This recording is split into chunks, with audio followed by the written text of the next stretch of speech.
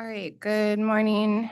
Happy Friday the 13th. We're here for docket number 210515 REO1, the 10th technical meeting in this track focused on performance-based revenue adjustment mechanisms and a performance-based regulation framework. So we have an agenda in front of us today, consistent with the last several roundtables that we've held. We are going to defer to PURA staff to facilitate. So without further ado, I'm going to turn it over to Mr. Kramer to kick us off here. Thank you, Chairman Gillette. And thank you, commissioners. Good morning, everyone. As the chairman said, my name is Peter Kramer. I'm with Authority staff, and we have no shortage of discussion topics, so we're going to get right into it. The plan for our meeting today. First off, similar to prior meetings, our objectives are to develop key regulatory reform topics for revenue adjustment mechanisms, and today with a focus on potential capital funding mechanisms. And additionally, we're aiming with this in-person format to facilitate open dialogue opportunities for folks to have conversations about different ideas and build the record through that discussion. So next, I'll cover a few housekeeping items. So this technical meeting is being broadcast live on PURA's YouTube channel, and the recording of the live stream can be found there after the meeting. And we're also joined by a court reporter today. Thank you for being here. And the transcript of the meeting will be posted when it's available in the docket. Microphones, please ensure that your microphone is on when you speak and speak into the microphone so that both remote and in-person attendees can hear. And excuse me, seated here at the tables in the front, we have our roundtable representatives. These are the identified speakers who asked to participate in the discussion. And as indicated in the notice of technical meeting, there are main participants in the conversation today. However, other representatives may confer with roundtable representatives and may be recognized to speak at the podium at a relevant time and as time allows. If any of the roundtable representatives would like to confer with their colleagues who are seated in the audience, please just step away, take a moment, and then come back. We're going to keep the conversation moving up here. And if you are seated in the audience and you would like to contribute to the conversation, please just approach the podium and state your name and affiliation, and we will recognize you at an appropriate time. For a break, we do plan to take a break in our conversation this morning. I'm estimating right now that would be following our K-bar mechanism discussion or approximately around 10:30 a.m. We will keep that somewhat flexible just depending on the nature of the discussion this morning. Next on our format for today's discussion, we have 3 topic areas as described in the agenda that Chairman Gillette mentioned. First is to discuss a K-bar mechanism. Second, to discuss potential capital trackers. And third, the potential relationship between integrated distribution system planning and the multi-year rate plan. Today's meeting format will differ a little bit from some of our recent meetings in that we are not intending to provide a staff recap of what was included in the straw proposal. And specifically, the straw proposal did not include a capital funding mechanism. So for that reason, we're not intending to start with that piece. And therefore, we're also not intending to start with sort of opening comments on the 3 discussion topics. Instead, we'll get right into discussion questions. And during that time, of course, participants can ask questions of one another as well. So, unless there are any questions about that change in our approach or anything else for this morning, okay, let's get into our last housekeeping item, which is introductions. So could I ask everyone seated at the round table here to state their name and affiliation for the record? And Mr. Hurwitz, I see you reaching for your microphone. Let's start with you. Jacob Hurwitz, Senior Director of Revenue Requirements at Avangrid, here on behalf of UI. I'm Doug Horton. I'm the Vice President of Distribution Rates with Eversource. With me, I do have a couple of colleagues that depending if it's okay with Pura, it might be more efficient to have them come sit up with me. I don't know if I should introduce them now or at the appropriate time, whatever would be your preference, or I could confer, but I think, again, based on the agenda and some of the particulars of the K-bar and then the IDSP. Mr. Horton, thank you. Why don't, if it's okay with you, Chairman and Commissioners, why don't we have them introduce themselves when they come up to speak? Okay. Thanks. Thank you. Good morning. I'm Barry Lee Cohen. I'm the Executive Director of the Orange Chamber of Commerce. I'm also a business owner, Launch Communications. Thank you so much for having me this morning. Good morning, Tom Wheel with the Office of Consumer Counsel. I do have Superstar Utilities Examiner Albert Zablowski sitting behind me, and Consumer Counsel Claire Coleman's currently in the Verizon reclassification hearing in docket 240615, but she does hope to join me later today. Thank you. Good morning, Jay Goodman of Couchwhite LLP, appearing today on behalf of the Connecticut Industrial Energy Consumers, or CIEC. Thank you. Okay. Thanks everyone for the introductions. And with that, let's get started. I'm going to turn it over to Mr. Tim White to get us started with discussion questions for our conversation today. And sorry, just right quickly before I do that handoff, we are going to start with our K-bar mechanism discussion topic. And just for refreshing folks' memories or for folks who are joining us for the first time today, a K-bar mechanism is used in some jurisdictions with PBR to fund capital additions separate from an I-X revenue cap formula. And K-bar establishes an incremental capital investment amount based on past actual capital expenditures and escalated by a predetermined factor. So with that, Tim, Mr. White. Thank you. My first question is for OCC. To start with OCC. OCC's written comments from May 15th stated, "We believe Alberta's K-bar creates a stronger cost control incentive than the Massachusetts mechanism." Could OCC please elaborate on this rationale for the position that Alberta's K-bar creates a stronger cost containment incentive? If I remember correctly, I think the distinction between Alberta and Massachusetts comes down to the data used to develop the K-bar. I think Massachusetts model is using a rolling 3-year average, and Alberta is using 3-year historicals. And I think generally the idea is that the risk inherent in the K-bar, there being trade-offs either way.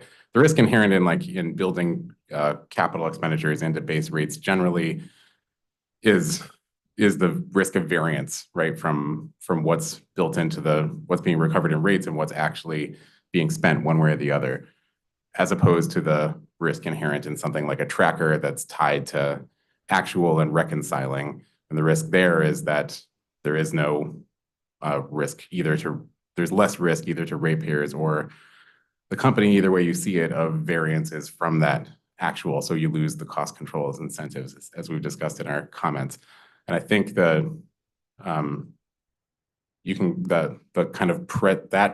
factor, the risk sort of associated with how distant you get from reality is also a difference between the two K-bar models.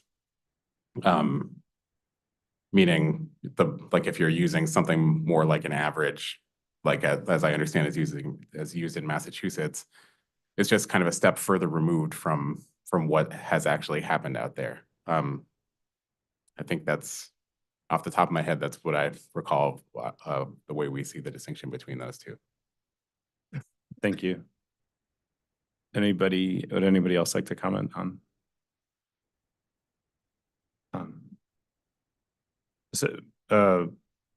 So related question. I will start with UI. If a K-bar is adopted, what approach? For example, Massachusetts, Alberta, or a hybrid approach, would the company advocate and why? First, thank you for the opportunity to participate in this PBR technical conference. And I recall that there was a discovery request posed to UI along the same lines. And I think what we said there was we really struggle to propose a specific K-bar mechanism without understanding the other elements of the PBR plan. As we've harped repeatedly, PBR has to hang together. Now, of course, as we've said, any element of a well-designed PBR plan must include capital funding mechanism. K-bar is one option that we could support under the right set of circumstances. We could also support a capital tracker under the right set of circumstances. But as I think there's dozens of pages in those Alberta orders about the specific design of that K-bar mechanism. It's intricately linked with the other elements of PBR. And I know we have a straw proposal, and we've suggested certain changes to that straw proposal. It sounds like Pura is contemplating listening to some of that feedback, but without knowing exactly how that's going to shake out, it's tough to say, well, K-bar should be designed like this or K-bar should be designed like that. What I can say is capital funding allowance is a critical part of allowing us to realize the promise of PBR. And without that, it will be challenging for UI to live up to the performance expectations being set up in REO2 of this proceeding, or candidly to stay out of rate case proceedings without capital funding mechanism. But absent more specific understanding of how those other elements of PBR will change, that's a very challenging question for me to answer. Maybe just a follow-up, if I may, Mr. Hurwitz, along the lines of the question for OCC and the nature of whether either approach of taking that we've discussed, right, of Alberta, Massachusetts as sort of the key ones that are already in place. Does UI have a position or an assessment of the extent to which using either a moving 3-year average or three years actual historical presents either more risk to the company or more risk to customers?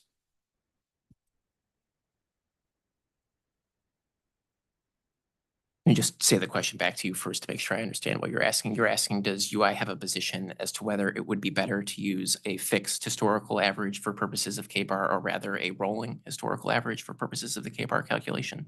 Yes, that's the specific question. And I would just add, if they're, based on your assessment of some of the models that have been discussed, like Massachusetts and Alberta, do you see material sort of variances or differences in risk more broadly, even than just looking at the historical benchmark?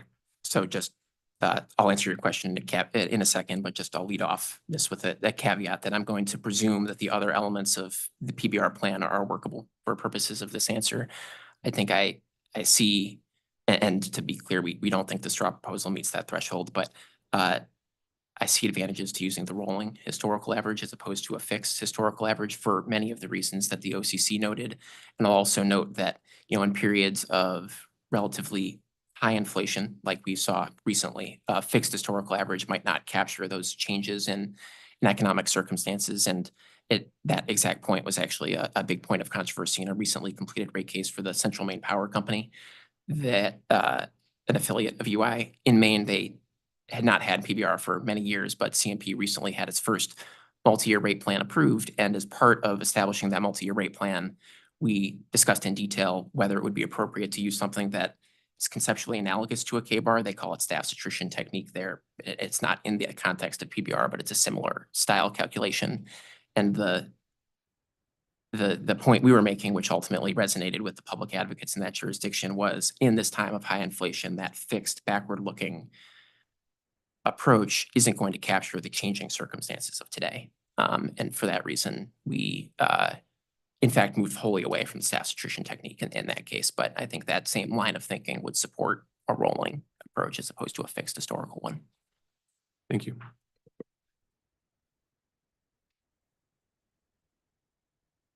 Just if I could offer a couple thoughts, I think, I would echo what Mr. Hurwitz said about just getting a better understanding. We talked about this the last couple of these technical sessions. I think it does make it a challenge that it does appear that Pura is evolving on this notion of having a capital cost recovery mechanism. But as Mr. Kramer, you pointed out, the straw proposal definitively says there will not be any capital funding.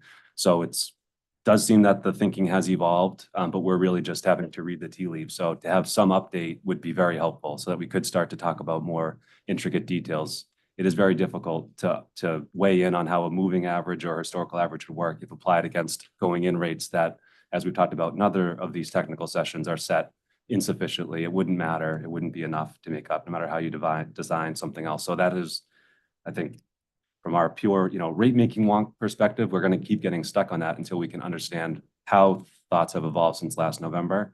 But to try not to belabor that point, I was intimately involved in the Massachusetts proceeding. I was the witness for Eversource and having that approved.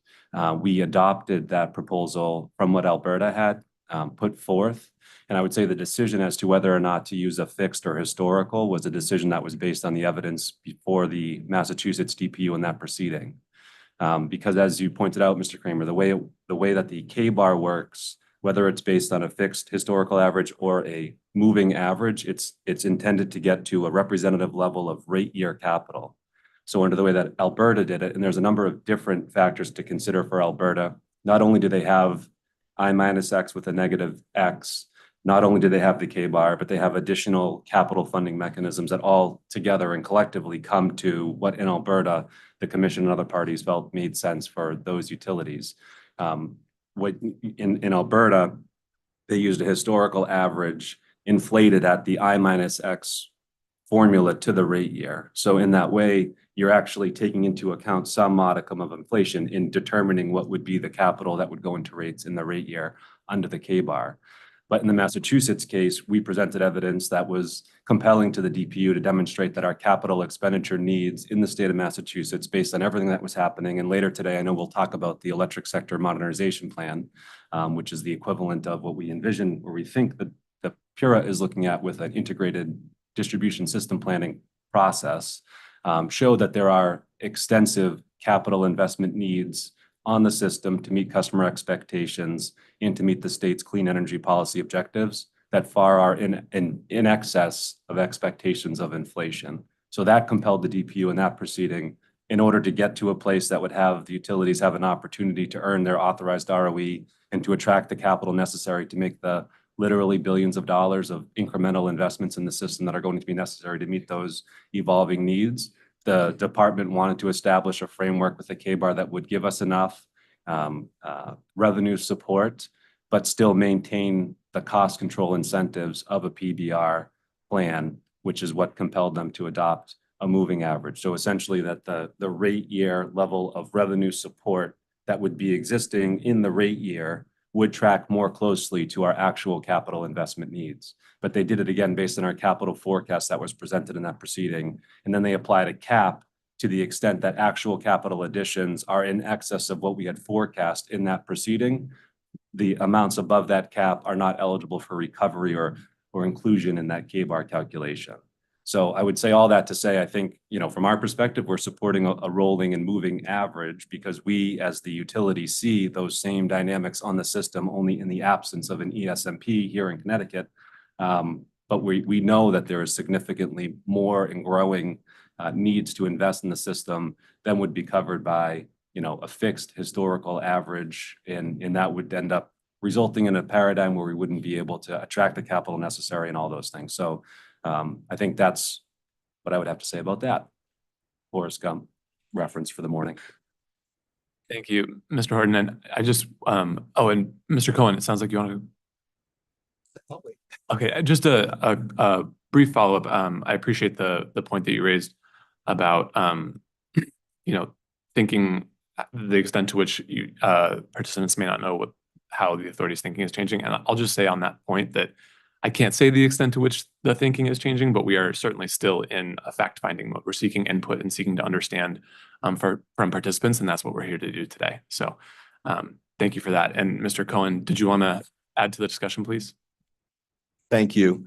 I came today, obviously, I'm the executive director of the Orange Chamber, but also I was a global director of a technology company for about 16 of my 30 years with them. And I was also an elected official. And during that time, in many different areas, I have been have touched upon and have worked with a number of utility companies for different reasons, should it be consumer, business, et cetera. And the reason why I came today most especially is when I looked at the agenda and understood what was going on, and I'm following Pura just like a lot of people are in the press. There was always, and it was right here in the outline, that's what really sparked me, was the idea of calculation, should it be the K-bar calculation, whatever. And I just wanted to make sure that, because I think that Pura and everything that's done here is so important, being the advocate, making sure that there's controls and tracking and so forth. And I'm all for that.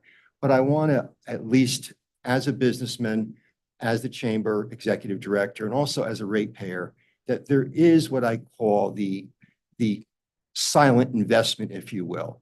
And that silent investment, I can tell you, on many different levels, and I'm speaking from my experience with Avangrid and UI, most especially, that you read things about this percentage of your bill, that percentage of your bill. At the end of the day, there are a number of things that are being done because of investments within the community that go beyond the power line.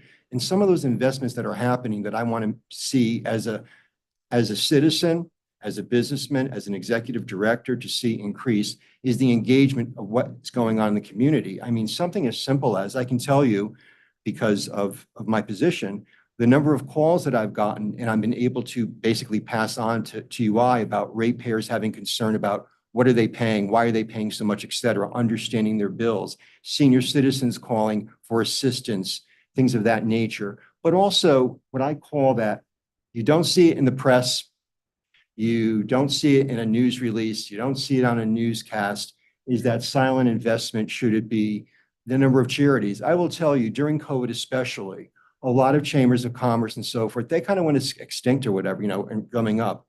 There are many pillars in this community, big companies, in this case, UI, they've stepped up and they've been the lifeline to bring business back into the chamber, which also related to economic development, networking, especially small business, which is the lifeline to Connecticut, so that we can work, live, and thrive. Those are things that I am seeing happening because of the investment. Should it be through sponsorships, through memberships, through resources, are happening. I also take a look at it. I was a former councilman in the city of West Haven, and the years that there was a major hurricane, major storms, and I lived on the shoreline. And I cannot tell you the mess that was in my district, from power lines being fallen to trees being fallen. It was a disaster. And I would say, as a councilman, as busy as it was, as hectic as it was, every time I made a call to the foreman on duty or supervisor on duty, 24/7, they were there, they communicated. And not only did they communicate, not only did they give me answers, some of them I didn't like, but they gave me answers. They basically were empathetic to the community, empathetic from the dog that lived at the house to the senior citizen, to the elderly. These are the silent investments that I really, really want to make sure that when you do your calculations, this is what I call, I'm a Six Sigma person, this is what I call the transitional, the soft savings, the soft purchases that I don't want to see go unnoticed on this K-bar or whatever. I also wanted to say that because I always believed that community service is a blessing. Each one of you up there are a blessing, because what you're doing is a huge, huge importance to every citizen of Connecticut, helping us make sure that our rates are responsible, effective, and are being across, our high performance. And part of that is the innovation that has to happen in Connecticut.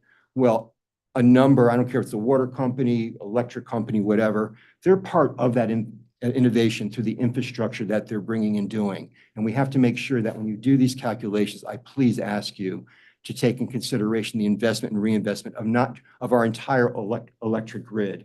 Those are things that truly have to be happening.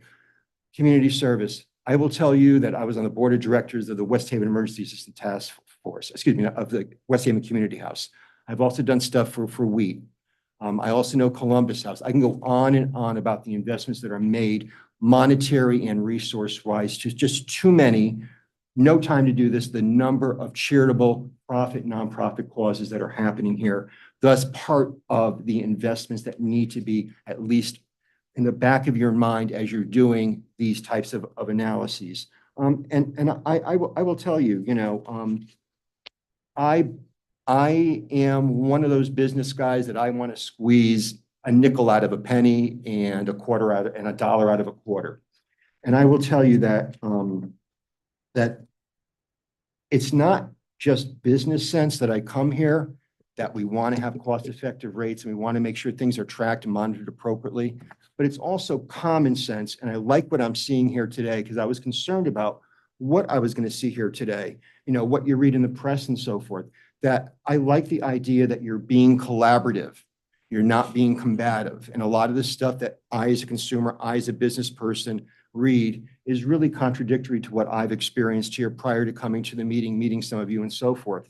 And so, with that, I'm just hoping that you guys continue to work together. I'm hoping that whatever is that I always said, everyone's got to compromise. Everyone's got to be a little uncomfortable. Everyone's got to be a little miserable, because if you've done that, then everybody is basically doing the right thing for the canvas of people and leaving no company, leaving no business, leaving no senior citizen, leaving no veteran out of this.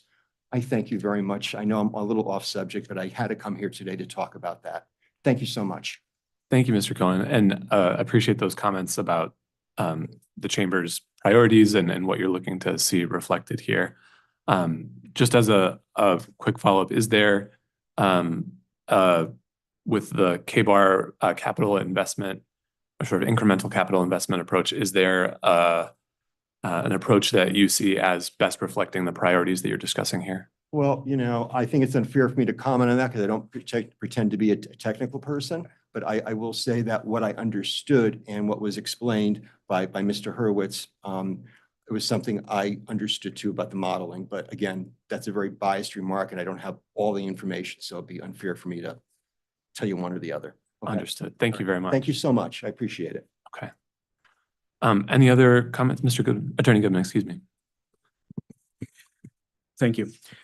As Pura is reconsidering how to treat capital investments in the context of PBR and in a fact-finding mode today, we recommend that you consider an alternative to the KBAR. What's used in some other jurisdictions is a net plant reconciliation tracker. And here the idea would be that in the rate case that establishes going in rates, staff could fully vet a forward-looking capital investment plan, and that could be used to set capital investment levels, expected capital investment levels for each year of the rate plan.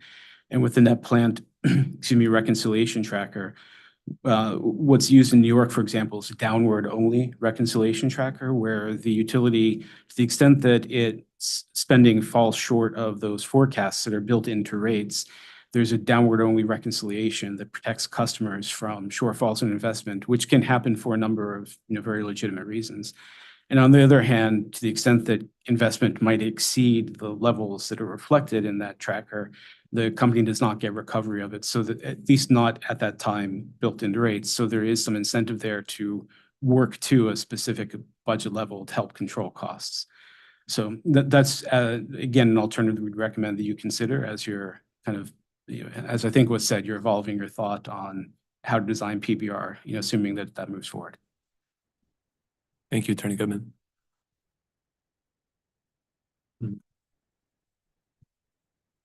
Thank you. So I'll start with UI. Could a KBAR be established wherein revenue requirements are based on the 4 years ending at the end of the test year and calculated on the lesser of actuals or authorized funding?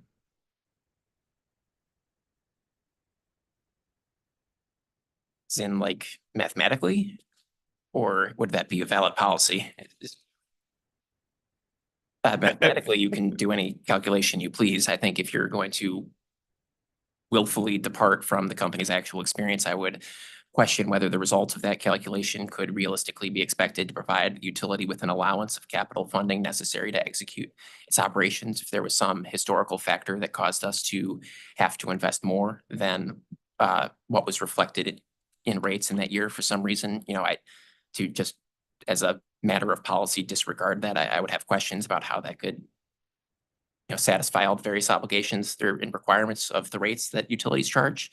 But if your question is just like mathematically, can that be done? I mean, sure. You Okay. can turn numbers into other numbers any number of ways. But I would have questions about whether the result of that approach is in the best interest of Connecticut's ratepayers or the companies. And just to follow up more specifically, the concern that you're expressing is with the idea of calculating based on the lesser of actuals or authorized funding. Is that the concern?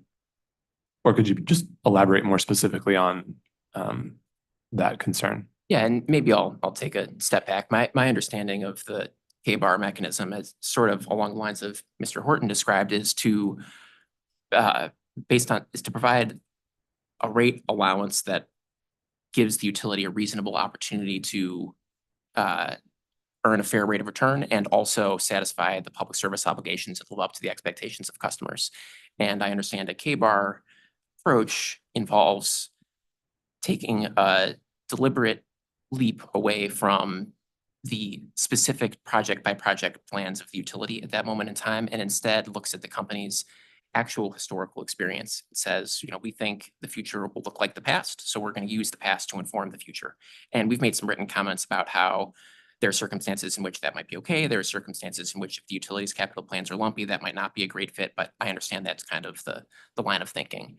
And so if you're designing a K-bar mechanism that is going to look at historical data, but then make an adjustment that, as I understand it, guarantees capital that we had to invest is omitted from the calculation, I struggle to understand how that could realistically set the utility up for success, how that could realistically satisfy the requirements of 16-19E of the Connecticut General Statutes. And I think that risks the utility having to come in for more regular rate case filings if the resulting rates are insufficient for it to execute its business.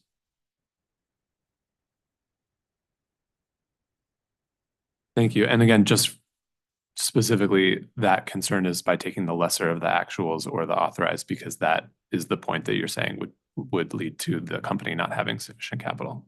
Yeah, Okay, and thank you. in that example, it's like if in rates there was, just to make numbers up, 90 million, 100 million, 110 million, and then 120 million, but in that second year, for some reason, we had to spend 200. Whatever policy thing drove us to have to invest in that, whatever operational circumstance resulted in that. If that's expected to recur, I think deliberately omitting that from the calculation is risky, to say the least. And I understand that by using the lesser of authorized or actual, that is in effect what you would be doing. You would be deliberately omitting some portion of our actual experience. Right. And I guess the thinking would be potentially as a cost containment measure, right? To go with the lesser of the actual of the authorized. If the authorized was less than that large spike, there would need to be theoretically some reasonable justification for that departure. And so I think that piece is what we're trying to kind of understand, is if the authorized departs significantly from the actual in that way, would it be an appropriate protection for customers, for example, to go with the lesser of the two? I think it would be an appropriate question to ask, why did the utility spend more than was allowed in rates? And depending on the answer, I think based on the specific facts and circumstances of that proceeding, there could be one answer that's appropriate in one case and a different answer that's appropriate in a different case. But sitting here today, I don't know that I could tell you I support that as a matter of policy. I think in a specific case, could we evaluate whether that would be appropriate? Sure. But, I think as a general matter, I have concerns. Thank you.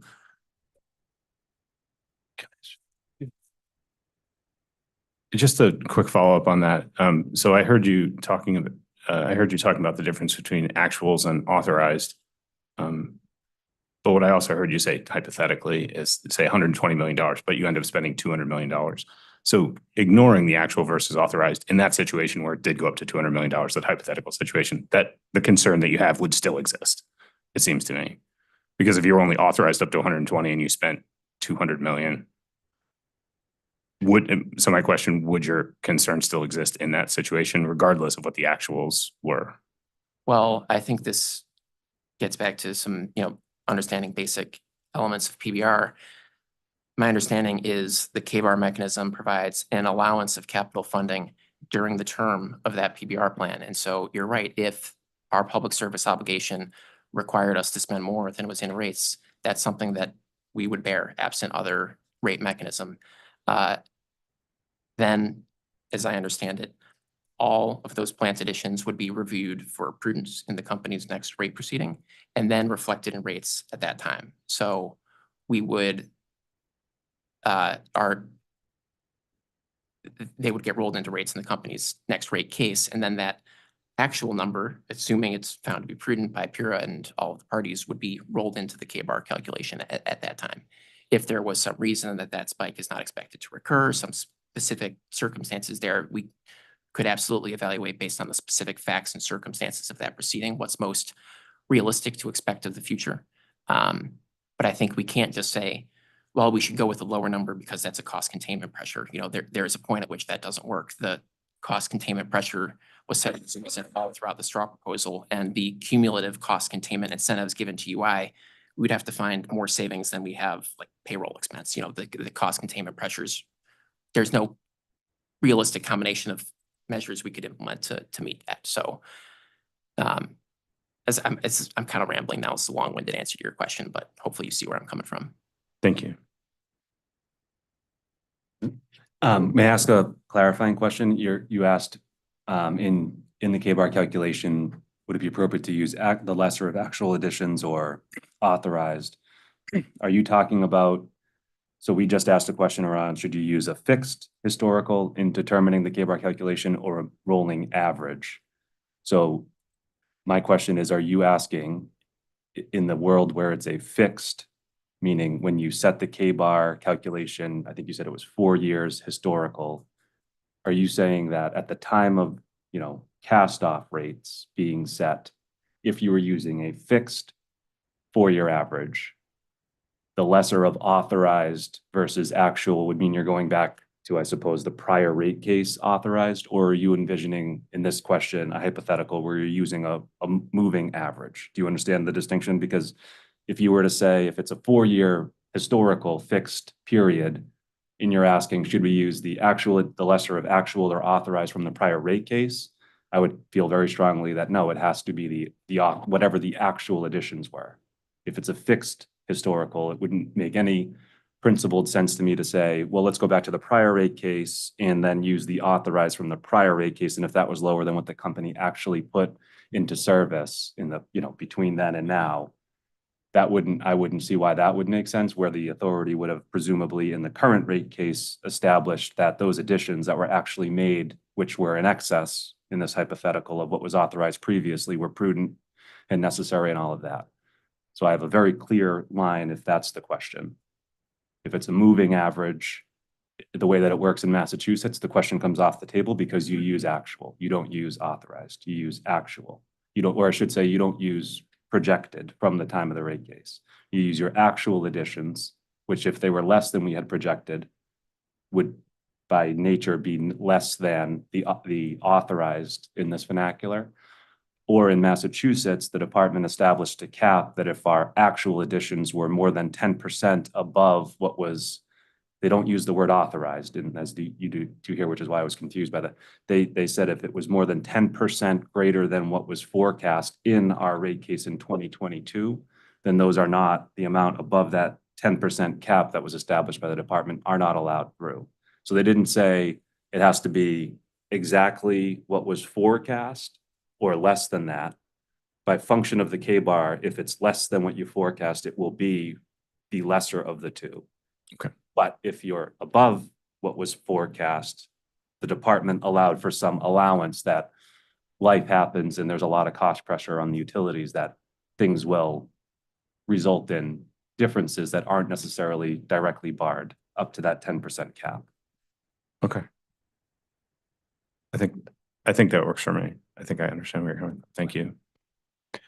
I just want to add, I think I agree conceptually that the answer to that question would have to depend on whether you're using a fixed or rolling average basis. And I think, not to put words in Mr. Horton's mouth, but as I'm tracking those comments, essentially, if you're using a fixed average and then also implementing a rule where you can't exceed the actuals, you can't exceed the authorized level of what was in the fixed average, you can end up with a system where there's never any incremental capital. Like you would just have an ongoing, every time you'd have a rate case, you'd say, well, plant can't exceed what was authorized in the last rate case, right? Like that, if you kind of combine both of those rules, meaning if you're setting forward-looking plant based on a single point in time from the past and not adjusting that over the course of the multi-year rate plan, which we're good with, like that's the Alberta model. But then in the next rate case, you're still saying, well, if you exceeded what was authorized, then we're not giving you any more. Then you're just continuously stuck with that level that was authorized in that last rate case without any way to break that out. I guess I can ask Mr. Horton, is that more or less the concern with combining those two standards? A little bit, but I mean, what I think we're establishing here is the level of revenues, and meaning the K-bar is going to give a level of revenues for the intervening period. And so mechanically that it just gets to, are you determining that based on a fixed that's adjusted by the I minus X to the rate year, or are you using a moving average?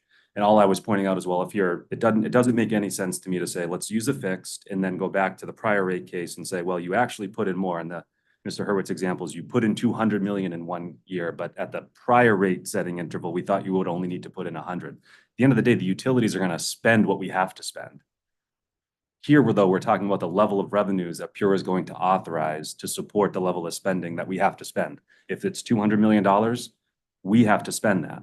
So whether or not it makes its way into the formula now or later, I think is a separate question or a separate issue. Certainly, if we're going to be held to a forecast like in perpetuity for what's allowed in rates, that would be a non-starter, because what you allow in revenues is divorced from what we actually have to do on a day-to-day basis. And I go back to something I said in my I think at the prior technical session, that is the whole promise of PBR, or at least as I understand it from a regulator's perspective, from a consumer advocate's perspective, and all the stakeholders, is you want the utility to actually spend less than we thought we would.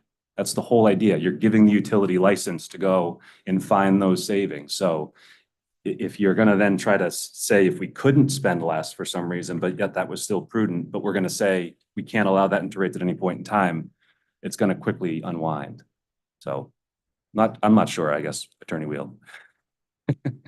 It gets back to, I think what's difficult is not really knowing how Pura views all these things needing to hold together. I understand that we're in a fact-finding mode. I think these conversations are immensely helpful. It's just very difficult for me to engage without being so caveat laden, without knowing, well, how have some fundamental things changed, or have they since November? Because I would love to talk and engage in substance like we're doing. But again, I just have very real concerns with that, which in my mind is the Pura's position on how PBR should be structured. To talk about some nuances and details of a K-bar moving average is very helpful and informative, but it's still, if applied to what was in that straw proposal, it's not going to work. And again, the straw proposal was very clear. There is no incremental capital funding. And here we're talking about capital funding, which is wonderful, but how does it all fit together? And how does it fit with REO2 and REO3? So it's a blind spot to us. So. Attorney Goodman, did you want to add something? Yes, thank you. I have a couple thoughts. And first, just to be clear, we fully support the idea of trying to devise some mechanism that will provide a cost control incentive on capital investment, which can be, although it's absolutely necessary, it can be a major driver for rates. So the couple thoughts are, one, to the extent that, we're talking about potentially, do we use the lesser of actual versus authorized as one potential mechanism? I realize you're not, I assume, looking at it from this way, but I think that broadly speaking, conceptually, that's consistent with a downward only net plant tracker that we'd recommend that you consider. Second, to the extent that, going back to the example of the company is a utility is authorized to invest 120 million of capital a year, but ends up spending 200. I think that you need to drill down a little further to say, why did they go over that cap? I think if the extra spending was driven by the company, they identified additional projects that needed to be done, then I think that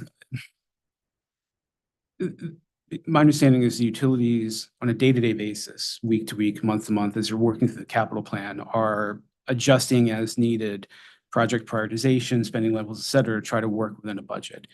And to the extent that they might go past the 120, approaching 200, I think if it is driven by some inability to work within that budget and manage priorities to meet the budget, then, I think that's on the company.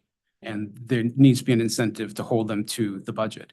Now, that said, if there are investments that are needed that truly are necessary for, say, reliability or some other purpose, I'd assume that there could be some mechanism for them to petition the authority for some approval to go beyond the cap. Now, if that additional amount, say the extra $80 million, is driven by direction from the authority, whether it's for increased system reliability or a policy-driven program, whatever it may be, then I think it's on the authority to take a hard look at what it is considering directing the utility to do that would push it past that target, to decide whether it truly is necessary, in which case it makes sense to also provide a cost recovery mechanism if you're going to require them to do it, or for the authority itself to decide, although this is we see this as a priority and a necessary investment, it's not affordable at this time to work within the kind of rate-making framework that we'd set up for that rate plan. I had one other thought I wanted to mention. It just slipped my mind. I apologize. It was just simply, when we're talking about how to set rates and capital investment levels looking historically, again, I would recommend considering whether it would make more sense to look to set those capital investment levels and rates based on those anticipated investments on a forward-looking basis. I'd be curious to hear the utilities' reaction to that, whether it just would make more sense to look ahead and say, what do we know we need to do over the next 4 years, and plan around that and hold them to spending levels within the known and expected capital investments that they'll have to make. And I think that's going to become increasingly important as the state considers more decarbonization mechanisms, programs, initiatives, and electrification, because at a certain point, depending on how those policies develop, the future investments that would be needed to support those policy targets are going to look very different than what's been done historically. And that's a situation that potentially could put the utility into more of a difficult position, which I think I was hearing, where their actual need to invest is very different from what it was before. Thanks. Attorney Goodman, are you, just to be clear, are you asking for the other participants to comment on the net reconciliation capital tracker that you suggested earlier? Sure, I'd be happy to hear a reaction to that. When I said I'd be curious to hear the either utility's reaction, I was thinking more specifically about setting investment levels as reflected in rates based on a forward-looking investment plan, as opposed to either the 3-year fixed historical average or a rolling 3-year look at what the investments were. It sounds a lot like what UI proposed in the earlier part of this reopener. We proposed forward-looking approach to setting plant with a downward-only reconciliation for net plant, and also FTE is another critical element of most utility revenue requirements, including UI, that's similar to the rate-making treatment that UI's affiliates in New York receive. That's how their rates are set, and that would also provide great protection for customers. I know, I think we were all issued, maybe it was just UI and CLMP, UPA 53, asking about what protects customers if we put $5 million in rates for a particular project and then we only spend $3 million. And I think we answered that question by sort of explaining how we thought it rests on sort of flawed understanding of PBR. But if what you've suggested is the rate-making approach, there would be incredible protection in that exact scenario. We would guarantee customers never pay for plant additions that don't occur. I do have a question, and this is kind of linked to KBAR. It's also a little bit harkening back to some other discussions. I would love to ask Pura. I get the sense I'm going to have to ask the OCC instead. I've heard a couple of desires for a PBR plan. One is that we want a PBR plan to have really, really strong cross control incentives. We want the utility to operate efficiently. But then we also hear about how we want really strong customer protections. If we go out and set rates based on, again, UPA 53, a $5 million capital project that ends up costing only $3 million, what protections do customers have for that apparent underspend. Do you see those two things in conflict at all? Because kind of as Mr. Horton described, the premise of KBR, of a K-bar mechanism is, we're going to provide an allowance for funding and then the utility has to go execute.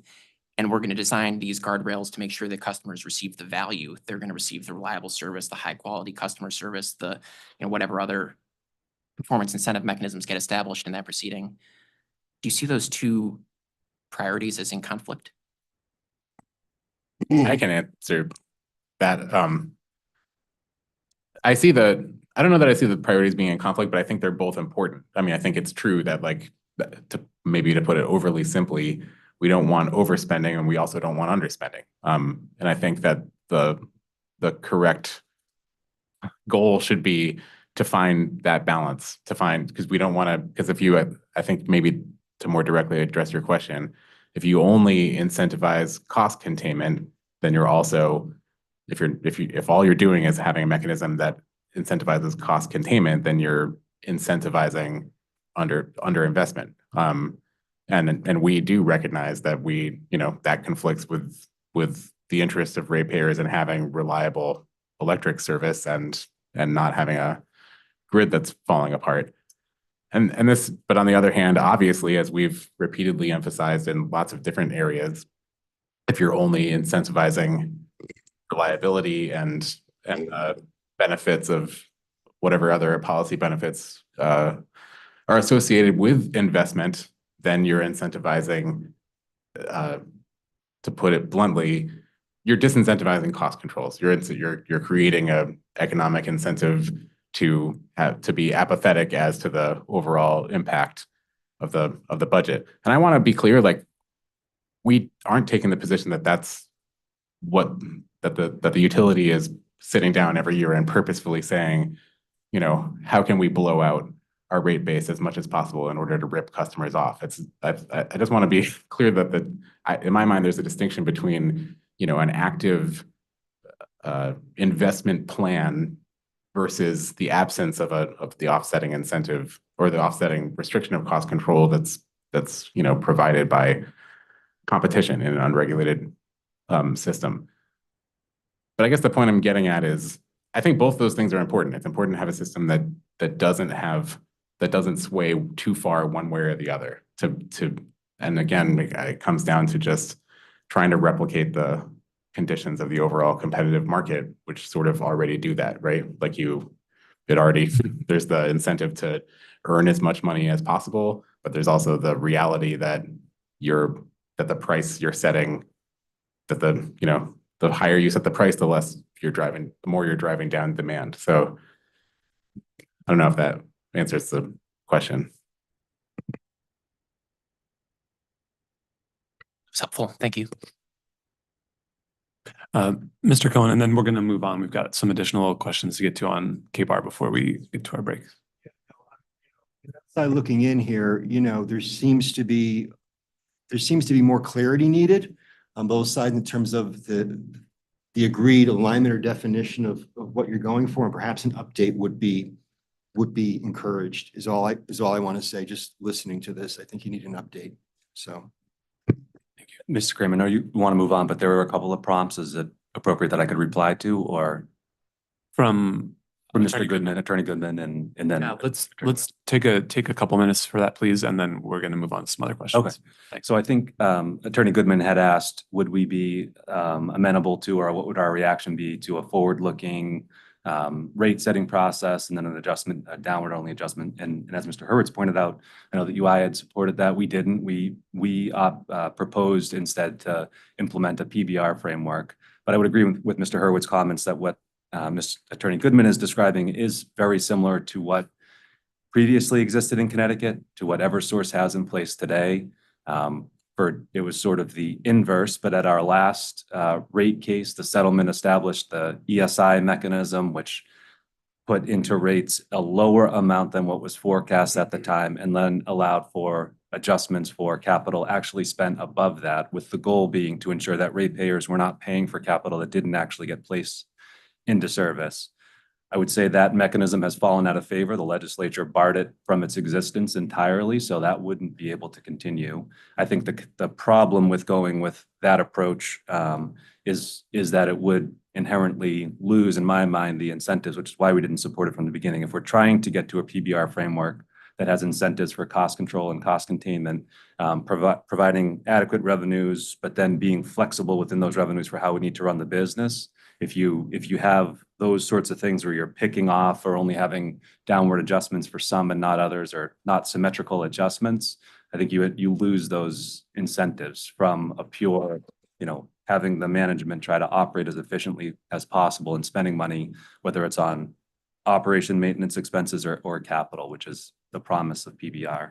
And I did just want to say this continues to come up, and I don't know, Attorney Will, when you said blowing out the capital plan, I was interpreting your comment as being this notion of capital bias, which has come up repeatedly, although without evidence. I think if that's what you're saying, that the utilities are incentivized to blow out, meaning spend more, because that is going to drive earnings, I do just want to point out that is not actually how it would work. If we were consistently, and this is why I tried to challenge and still would love to engage in that topic on this notion again of capital bias, if we are continuing to spend more on capital each year than what is allowed for in rates or what was authorized by the authority or whatever, there's multiple things at play that would cause us to not want to do that. The first is the prudency review, where PURA could disallow all of those additions, finding that we were spending recklessly or not controlling our costs. But even just mathematically, if we are spending more capital than is allowed for in rates, we're attracting capital into the system, which is causing our earned returns to decline because the denominator is going to go up without the numerator also going up. If we're not able to get additional net income, the numerator, but we are expanding the denominator, the equity, then our ROE is going to plummet.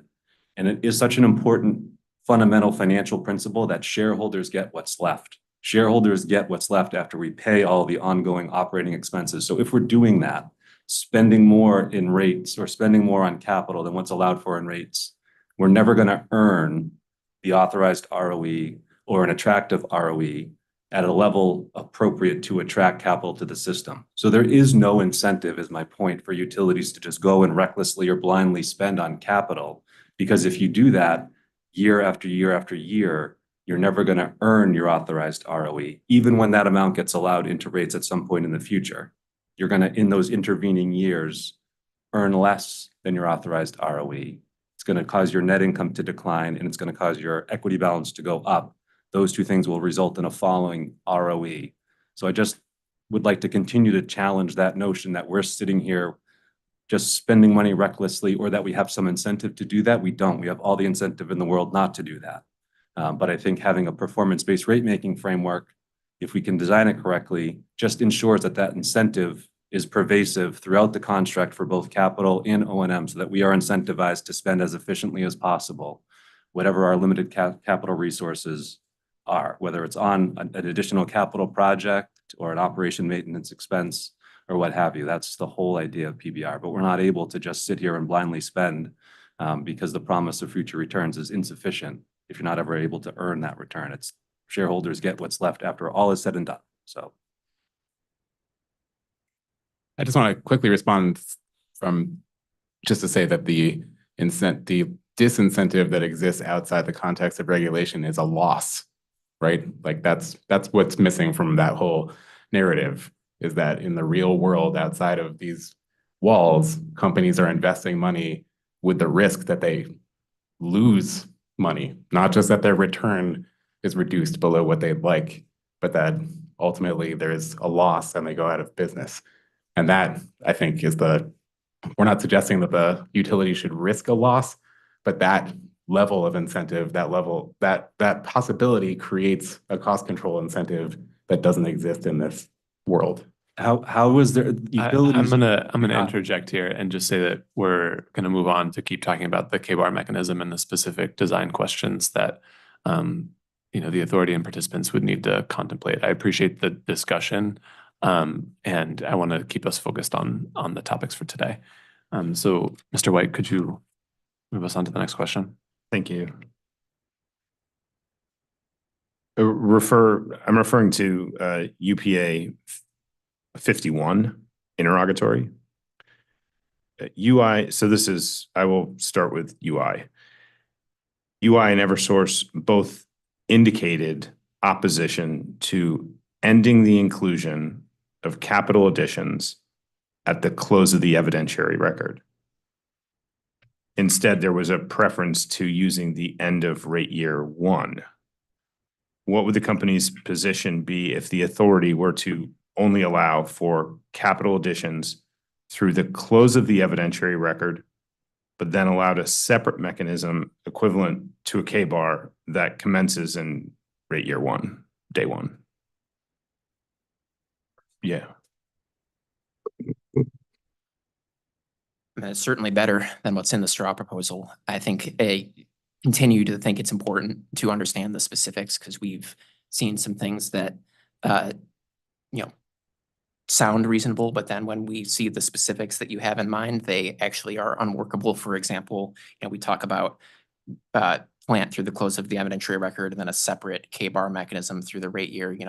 Are you contemplating aligning gross plant accumulated depreciation and deferred income taxes? Are you contemplating including property taxes and depreciation expense in that too? Are there other elements of going in rates that would make this design unworkable? Is there some other disconnect? I think that does not relieve us from the obligation to design it properly, but conceptually having some sort of capital funding mechanism, whether it's a specific forecast of plant additions through the rate year or actual plant additions up through a date certain, and then some historically derived methodology to carve out the portion of the revenue requirement that relates to capital and then adjust it so that that is representative, that is realistic, that does reflect the balance of the considerations and gives the utility a reasonable opportunity to continue satisfying its public service obligations. I think theoretically that could be workable, but I would need to understand the specifics of what you have in mind before I could say, officially agree or not on behalf of the company.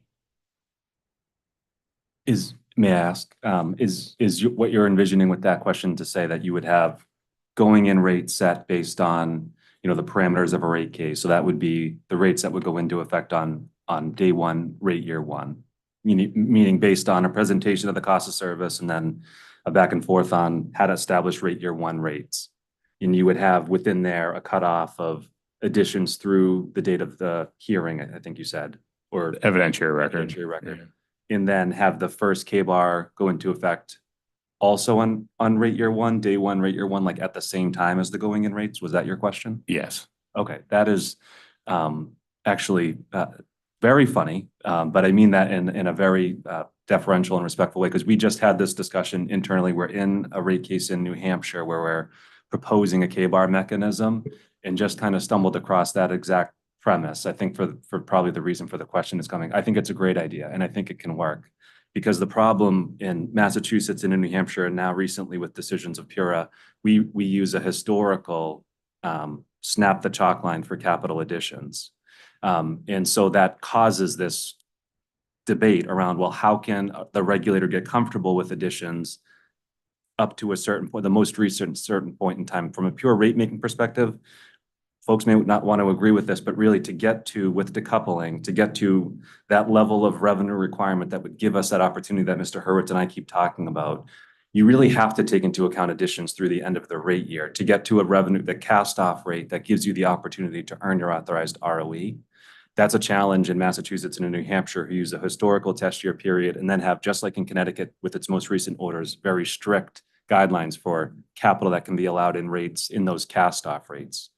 So in Massachusetts, the way that it worked was we had the cast off rate set based on a historical test year, which by the time rates went into effect was 2 years old. And so that meant that we had 2 additional years of capital on the system that was causing, a drain on our authorized ROE. And it also then meant that that first K-bar that went into effect on rate year 2 was large. It was like $110 million. It was in fact larger than our cast off rate increase. And that was because the K-bar was designed to essentially catch up for the capital additions that were allowed into base rates and going in rates, and then what was going to be captured in the K-bar. That first year, and we knew this in the rate case, it was not a surprise to anybody, but we knew that first K-bar was going to be essentially double what we expected to be for the rest of the duration. We just got a discovery question in New Hampshire. We're working through it where it basically asked us, well, why? Why is it so large in that first year? And it caused us to think about exactly what you're saying. And I guess the short answer is that I think that could absolutely work. And it would have the same inherent incentives of PBR where you would say, in going in rates, the regulator can only get comfortable with additions up through a certain point, and the evidentiary record being closed as being that certain point. But then to have the K-bar mechanism go into effect at the same time and only capture the additions beyond that point, and to be structured in a way, and we would need to work through this. We're trying to do that now to ensure that it maintains all of those incentive properties, that it's not a direct dollar for dollar recovery, but it's basically allowing us to get to that rate year capital level of capital at the same time having cut off the additions through a certain point that's historical. That absolutely could work mechanically, and I think would have all the sound benefits of PBR. And it would also have the additional benefit of having that first K-bar adjustment that goes into effect the start of rate year 2 would be smaller. It would have that, from a customer perspective and a rate change perspective, a more natural glide path. Thank you. Thanks. I just wanted to add, this is conceptually how we see the path forward to address the question of forecasted incremental plant. I don't know where to draw the line, but I agree with the idea. We talked about this in one of the previous meetings in this docket, that, you know, if you pull back, that the idea of the kind of traditional rate making idea of how to support plant is on a continuum. Like I think Mr. Horton and I had a discussion a while ago about, if you imagine a hypothetical utility, perfectly run utility that exists in a universe without inflation and exists in a universe where there's no necessity to ever increase the level of plant, then you would never need to adjust rates. So you'd never need to adjust depreciation or the rate of return, again, in that hypothetical utility that can't exist in the real world. But the reason I bring that up is that there is at least in our mind, a distinction between the level of revenue necessary to kind of exist in that continuum of maintenance, and then the level of revenue necessary to get where we're going in the policy reality of where we exist and to expand electrification, to overcome the energy transition. So it makes a lot of sense to us conceptually. In our minds, this is kind of the central tension that we've been seeing in the current framework, that it comes down to this, you know, this simple kind of moment of like where to snap the line, as Mr. Horton said, with respect to plant. The tension seems to be, you know, this is what, from the utilities perspective, this is what our system looks like now, but we have good reason to believe it's not what it's going to look like in the future. And we agree there should be a way to overcome that challenge.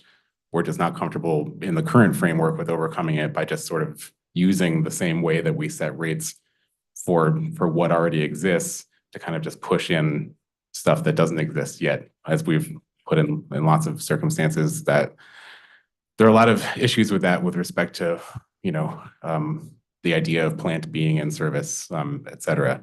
So I don't know where, I still am not sure personally whether the K-bar is the right avenue to kind of capture that forecasted plant issue. But I just wanted to say that's the way we see this, as it's we like the idea of having some sort of base rate revenue to support a certain sort of existing baseline level of plants, and then a separate avenue to discuss what's coming in the future.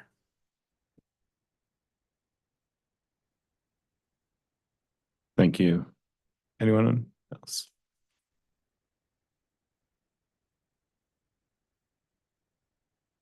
So I'll start with Eversource. What types of cost categories or level of information would the company offer for assisting parties in evaluating the establishment of a K-bar? For example, would UPA 44 attachment 1 be a reasonable starting point?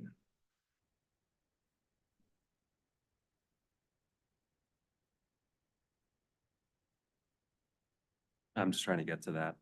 Sure, thank you.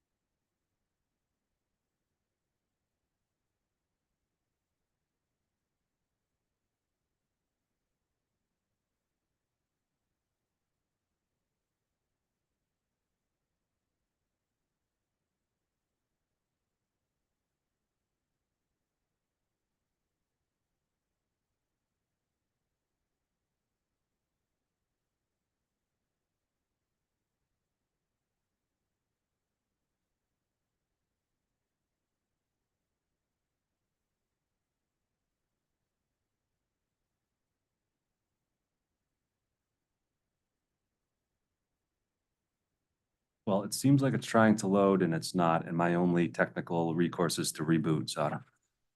It's the only thing I know how to do. So what, could you describe what that attachment is? Yeah. I would probably remember it if you could.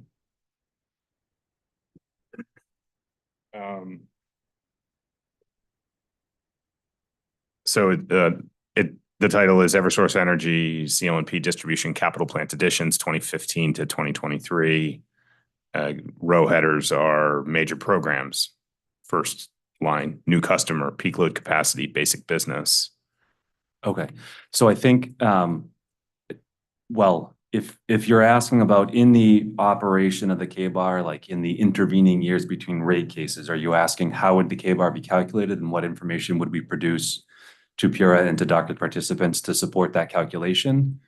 Or is your question, how would we get comfortable that, you know, in a rate case, when the K-bar rules and parameters would be established, how would docket participants and PURA get comfortable that the K-bar will give sufficient but not too much revenues to support expectations of the business needs into the future? So I think the way you're framing that question, it gets probably back to cost recovery and how that would happen over time. And if you could speak to both of them Sure. generally. Yeah, Yeah. thank you. Okay, yeah, I mean, the first one's easy, actually. So if you're asking, how do we demonstrate in the course of the PBR plan, you know, the inputs that go into the K-bar calculation, that is easy because it's mechanical and it's based on publicly available information, predominantly in our FERC Form 1.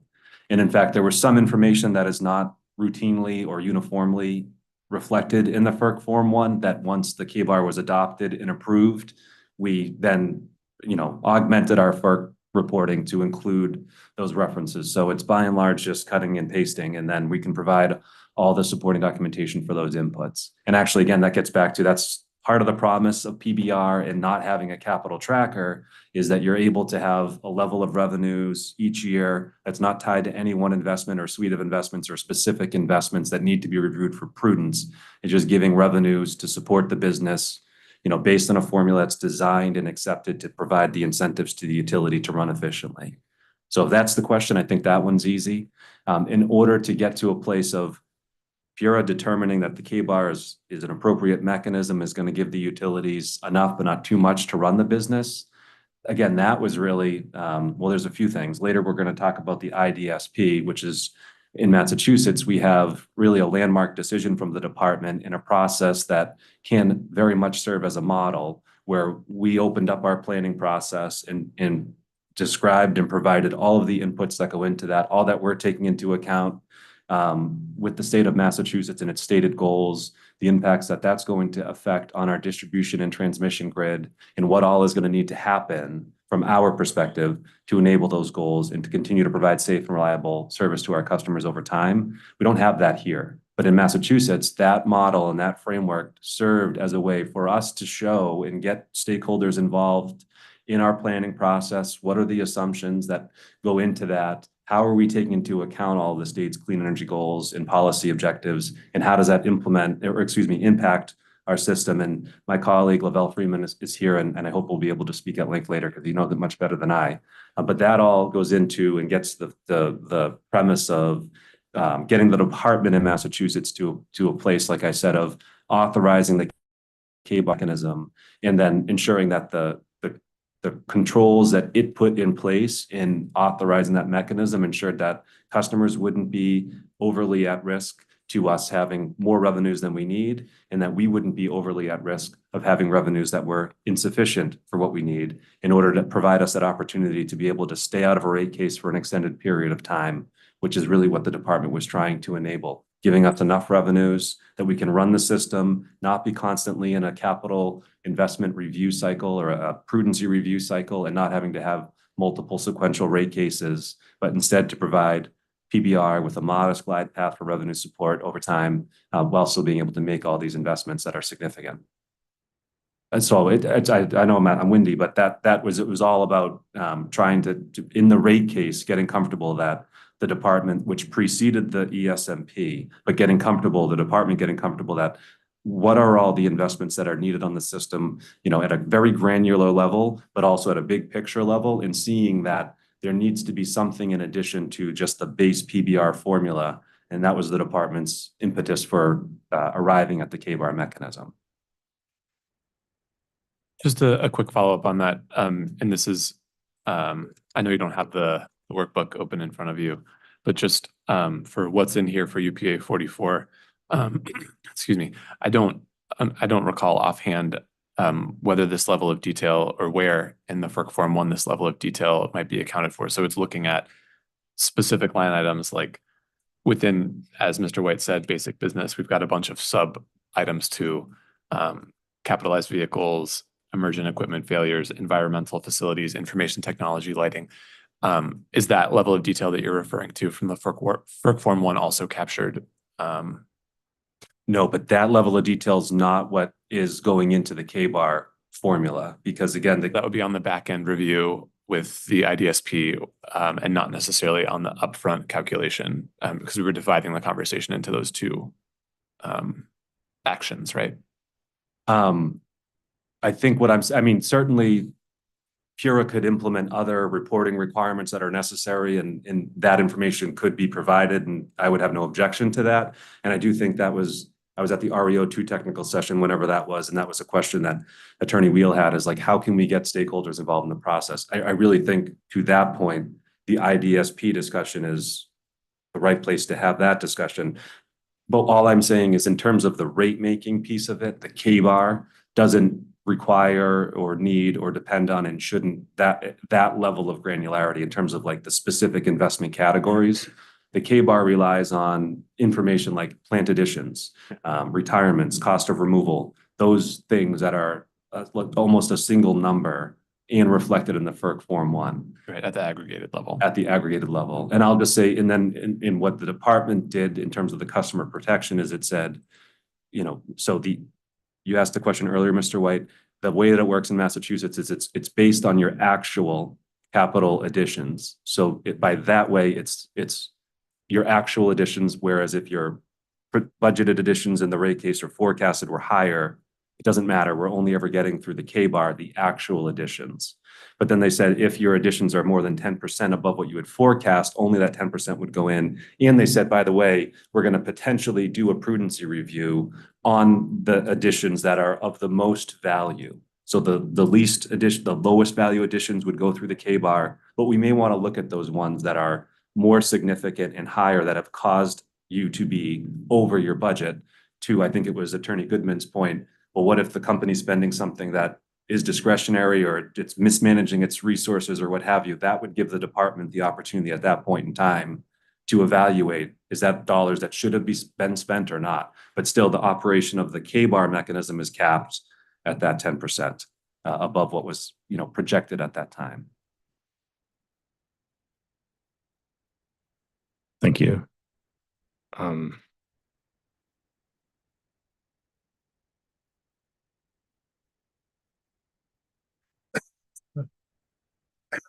So I'll ask you why. Do you want me to repeat the question just if you have any thoughts on it? Your question was, in effect, like what types of information does the utility anticipate providing to facilitate the review of the K-bar calculation? Yes. I think Mr. Horton answered it well, and I understood it very similar to what he described. It would be a calculation that I understand we would put forth in a rate case using some higher level inputs. As with anything else, we would try to make our calculation approach as clear as possible. We would be available to answer discovery questions to the extent there or any answer questions at hearing. In terms of reviewing the actual plant additions themselves, if that occurs in the context of a rate case, I think I would anticipate a full prudence review of those, but that would, and depending on the results, that could affect the K-bar calculation, but it's not necessarily intrinsic to the K-bar calculation, if that makes sense. And then to the extent you want insight into the company's, capital planning or what's going to happen in the future, I agree that could take place in the integrated distribution system planning part of this proceeding. I also understand that PBR would not alter many of the standard filing requirements that are currently in place in Connecticut. And one of those standard filing requirements is the F7, which requires us to provide a 5-year forward-looking capital plan forecast. I would also anticipate the utility, maybe if it doesn't make its way specifically into its proposed revenue requirement, but providing some sort of insight into how it plans and runs its business, as part of the rate case filing. And obviously the nature of that insight would differ depending on the specific facts and circumstances of each case. In terms of the second part of your question, how does the actual K-bar calculation itself work? My understanding is the same as what Mr. Horton described. Could we provide more information if we want to do a rolling update that then gets reviewed annually? I could see that being possible. Could we implement some sort of, we'll reflect actual subject to a cap? I know Massachusetts used 10%. I could see that being reasonable also, but yeah, mathematically, I don't know that I see this as the most involved calculation. If your question is how do we review the actual plant additions, I think it would happen in the rate case and in some of the other mechanisms we've discussed. Thank you. Anyone else? Oh, sure.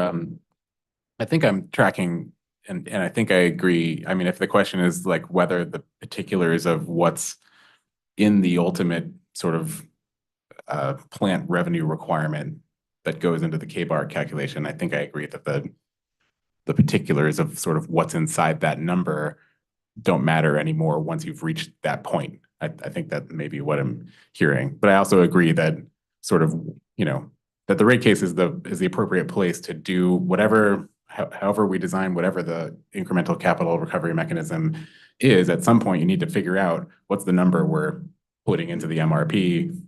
Once you get to that number, you figure out how to adjust it through the life of the MRP. And that, I think, like that question is sort of separate from the question of how did you get to the number in the first place.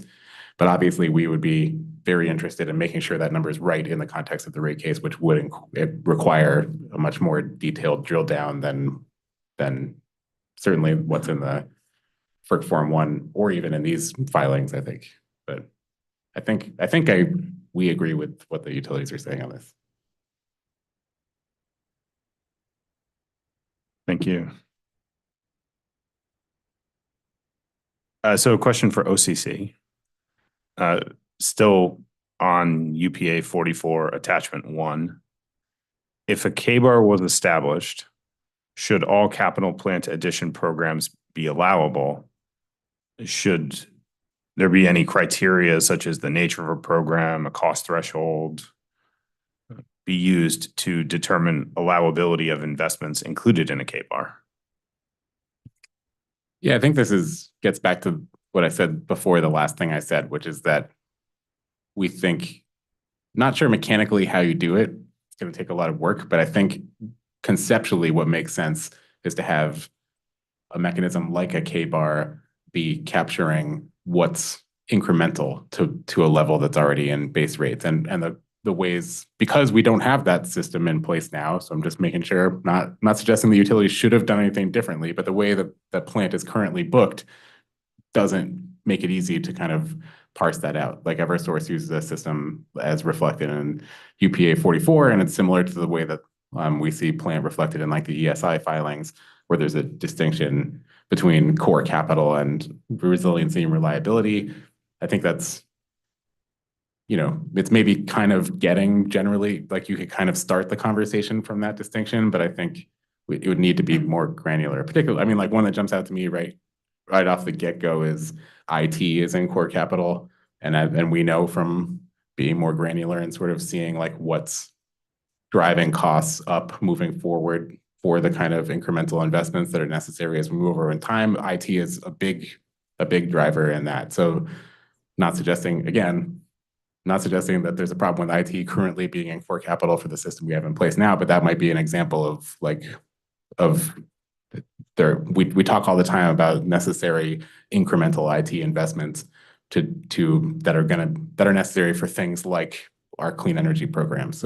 So I think I'm hoping I'm answering your question that, yeah, I think there should be some discussion of like what's in the K-bar and what's not. And that's going to be a complicated discussion. I'm not exactly sure off the top of my head how to do that. Thank you. Anyone else? I mean, I would offer I don't think it would be appropriate to parse out specific capital for a mechanism like a K-bar. The K-bar is supposed to determine what's the overall, and just by its mechanics, what it does is it takes your cast off rates. It says how much of that cast off rate is O&M, how much of that cast off rate is capital. And then it adjusts for both. The O&M adjusts for the PBR formula. The K-bar says how much additional capital support is the PBR formula providing you? And it compares that to what the K-bar calculation says the utility needs in order to run the total business from a capital perspective. Based on the historical or moving average, it says, here's what the utility needs in any given rate year with the incentive properties inherent in PBR for all capital. So if you start to try to parse and slice and dice how the K-bar provides capital, all you're doing is lowering the level of revenue support that you're providing. And you're doing it mechanically, automatically then to a level that's less than what just the science of the formula says the utility needs to run the business in any given rate year.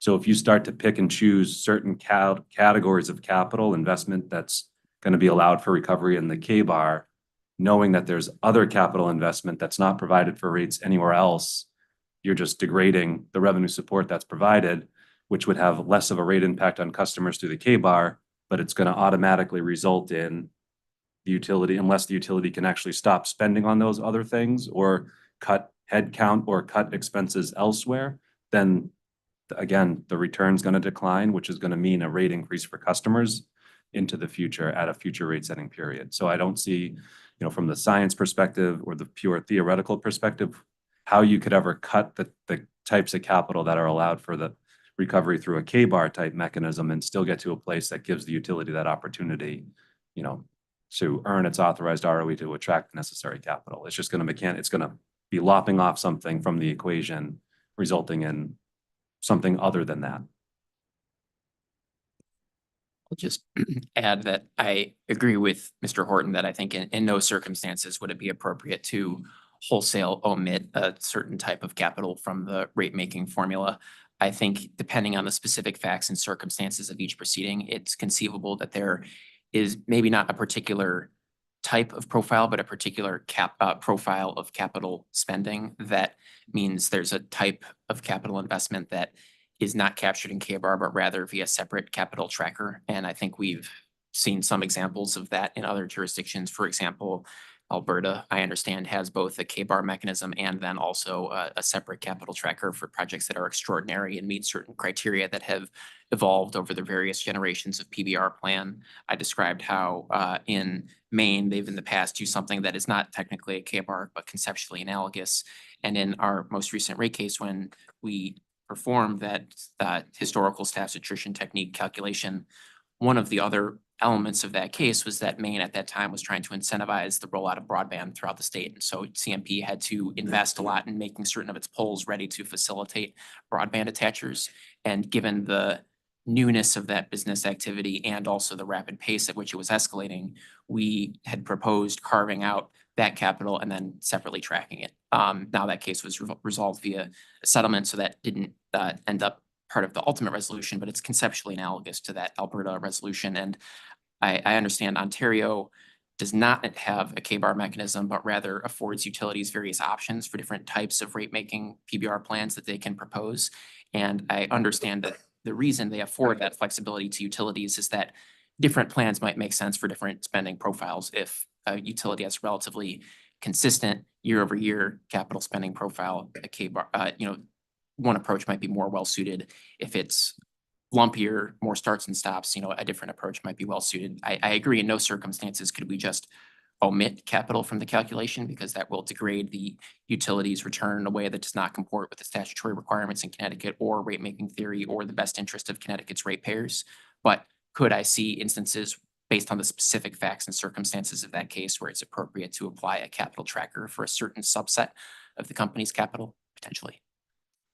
And if I could just very briefly jump back in on that, to be clear, in Massachusetts, there is what Mr. Hurwitz just said, but there's certain capital that's not allowed for through the K-bar because it has a separate and targeted capital cost recovery mechanism, AMI metering, grid modernization investments. And it's specifically disallowed for inclusion. And then there are some O&M type expenses similarly, and for the same reason, not provided for through the PBR mechanism at all, whether it's through, application of the I-X or the K-bar. Categories of capital or expense that are provided for elsewhere are and should be excluded, I think, from a theoretical perspective for that reason. Can I just add, I agree. My suggestion, I was not suggesting that there be categories of capital that are excluded from revenue. My comments were based on my previous comments, which is essentially that you could have a certain level of revenue that's just in the arm. And we had similar to the discussion we had before about depreciating, subjecting depreciation expense to I-X. My understanding of that idea was that there'd be a certain amount of capital, the revenue necessary to support capital in the arm. And then now we're talking about incremental capital cost recovery mechanisms. So incremental to what? And I think that was what I was referring to, is sort of if we're drawing a distinction between different areas where capital is being recovered, then it would make sense to get granular in that distinction. And I totally agree with that then, if that's the point. And I would also say that just the way the K-bar mechanism works, again, in Massachusetts, is it takes into account, I think, what you're talking about, which is that it takes into account that there is natural revenue support provided for through the I-X, not including the K-bar, to capital. It takes into account that when you're doing that I-X and applying it against cast-off rates, you're naturally growing the level of revenue support for depreciation. On one side of the equation, the K-bar calculation acknowledges that and gives credit for it. So we're not getting that twice. And it also takes into account that your authorized level of rate base is being depreciated. So it says in your rate year, what level of revenues would you need to support the incremental level of investment that's not provided for through base rates or operation of the I-X. So by default, anything that's then included in that formula is incremental to what's in base rates and what's provided for through the I-X. And I'll just jump in with my agreement, and also to say that exact point is why we're so challenged to make a specific K-bar proposal, because to make a K-bar proposal, we have to, in effect, answer incremental to what. And that's the piece that we're really struggling with. I'm conceptually aligned with, I think, everything that was just said. It's just the specifics. When you calculate the exact amount of incremental rate adjustment, that relies on understanding other elements of the PBR plan. And so that's our challenge with making the specific K-bar proposals. Exactly that point. Thank you. One quick follow-up. A minute ago, you had mentioned, if I heard you correctly, that certain O&M expenses may be excluded from the PBR. Just an example or two of those that you're talking about. Storm cost recovery, or AMI. So the advanced metering infrastructure mechanism accounts for incremental O&M recovery. So the department excludes the AMI metering from our PBR formula, so that we're not getting the opportunity for recovery in both places, or the potential, I should say, not opportunity. We're not getting, it's in one and not the other. Thank you. Okay, it's 10:33. We got through most, but not quite all of our our K-bar discussion questions. So Chairman Gillette, if this is an appropriate time for a break, I'll turn it over to you. It is, and we will break in just a moment, but I'm going to defer to my colleague, Commissioner Conti. Thank you, Madam Chair, and good morning, everybody. So I'm just going to speak just real briefly on the K-bar portion of today's agenda. I really appreciated the thoughtful discussion today, and what Mr. Kramer said earlier just kind of sparked what the remarks I'm about to make. He mentioned we're in fact-finding mode.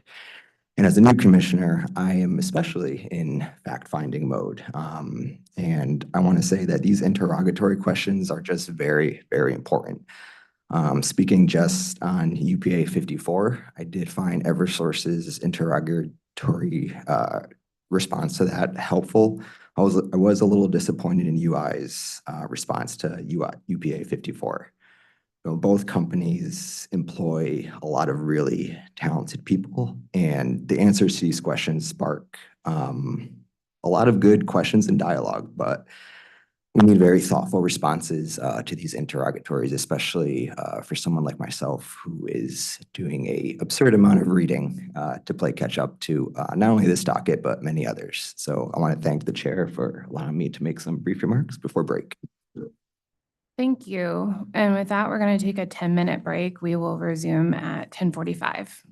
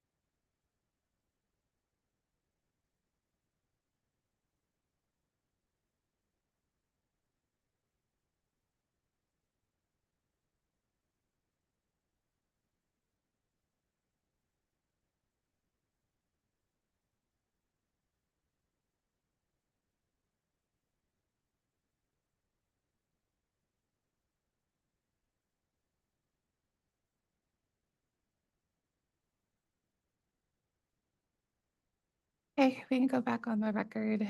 Mr. Kramer? Thank you, Chairman Gillette. Okay, so just before the break, we were having some additional discussion on K-bar and potential cost categories for inclusion or exclusion. And we're going to resume some discussion on K-bar before we move on to our next discussion topic. And I'm going to give Mr. White just another minute to get settled with his technology over there. And we'll get back to it.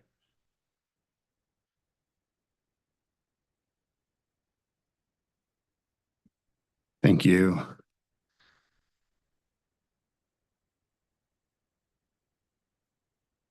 So a question for Eversource. Referring to UPA 54, page 3,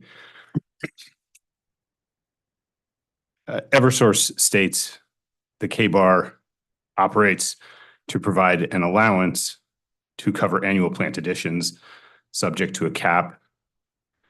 If cumulative actual plant additions in any given year exceed the cumulative cap, then the plant additions carry over for recovery to the next point when rate base is actually reset, while the annual costs associated with the capital above the cumulative cap are subject to typical regulatory lag between base rate case intervals. I know you've mentioned it here a couple times today, but I'm wondering if you could just elaborate a bit on the cap and the cumulative cap. Absolutely. And I'm happy you picked up on that. So in Massachusetts, I don't believe it's a cumulative cap, the way that department in Massachusetts established it. It takes a look at each year, what were your actual additions that would go into the K-bar as compared to, at the time of our rate case in 2022, what we had forecast for expenditures in any given year. And the cap applies to the 10% cap would apply to that individual year. Here we were thinking that it's also important to note that the K-bar in Massachusetts developed and evolved during the course of the proceeding. So we have some now natural, first we have some learnings from that experience, but we also have some like awkwardness because the way we originally presented that case didn't anticipate, or frankly, I didn't even know about a K-bar. At the time we had originally started that case, it evolved during the course of the proceeding. And the challenge we have is as we do capital expenditure forecasts, we don't typically forecast and are not able to many years into the future down to the granularity of additions. And the test applies to what we had forecast, which was based on capital expenditures. Additions can be lumpy over time, and our forecasts are based on capital expenditures, not additions. So the whole purpose, as we were thinking about this now, the cap in our minds would be more appropriate if it were to be applied on a cumulative basis, recognizing that in any given year, we could have the same level of capital expenditures that we would have forecast at the time of our rate setting period. However, the additions, because of just the timing of when a project closes and when we're able to move that from an accounting perspective, from construction work in progress into an actual plant in service, that could be just naturally misaligned with the capital expenditures. And so from our perspective, we were thinking that it would be more appropriate, and if we would go back and recast it, to do it on a cumulative basis, to recognize the fact that there are going to just be natural timing differences from when a capital expenditure finds its way into an addition. And it wouldn't be theoretically appropriate in our mind to have it be based on just some natural swings that can naturally occur, not having anything to do with us actually spending different amount of capital, but just the accounting for when that capital is placed into service in the equation. And if you did the test on cumulative additions, it would kind of naturally work that self out, that if you'd said, okay, I had less additions in one year, more additions in the next year, same level of capital expenditures in both years, you would in one year appear as if you've underspent to the K-bar calculation or what you had forecast. The next year you would look as if you overspent, but in reality, you didn't spend anything different. It's just that, again, for timing differences of accounting and when the plant can actually get closed to plan. or the project can get close to plan. That caused there to be a natural delta. So if I'm understanding you correctly, let's just say hypothetically, we're looking at 4 years. So it was $100 million a year, it's $400 million total. The way it's been structured to date is it's $100 million per year. And you're saying, let's not do $100 million per year, let's just say $400 million for the 4-year period. Would you recommend any controls to,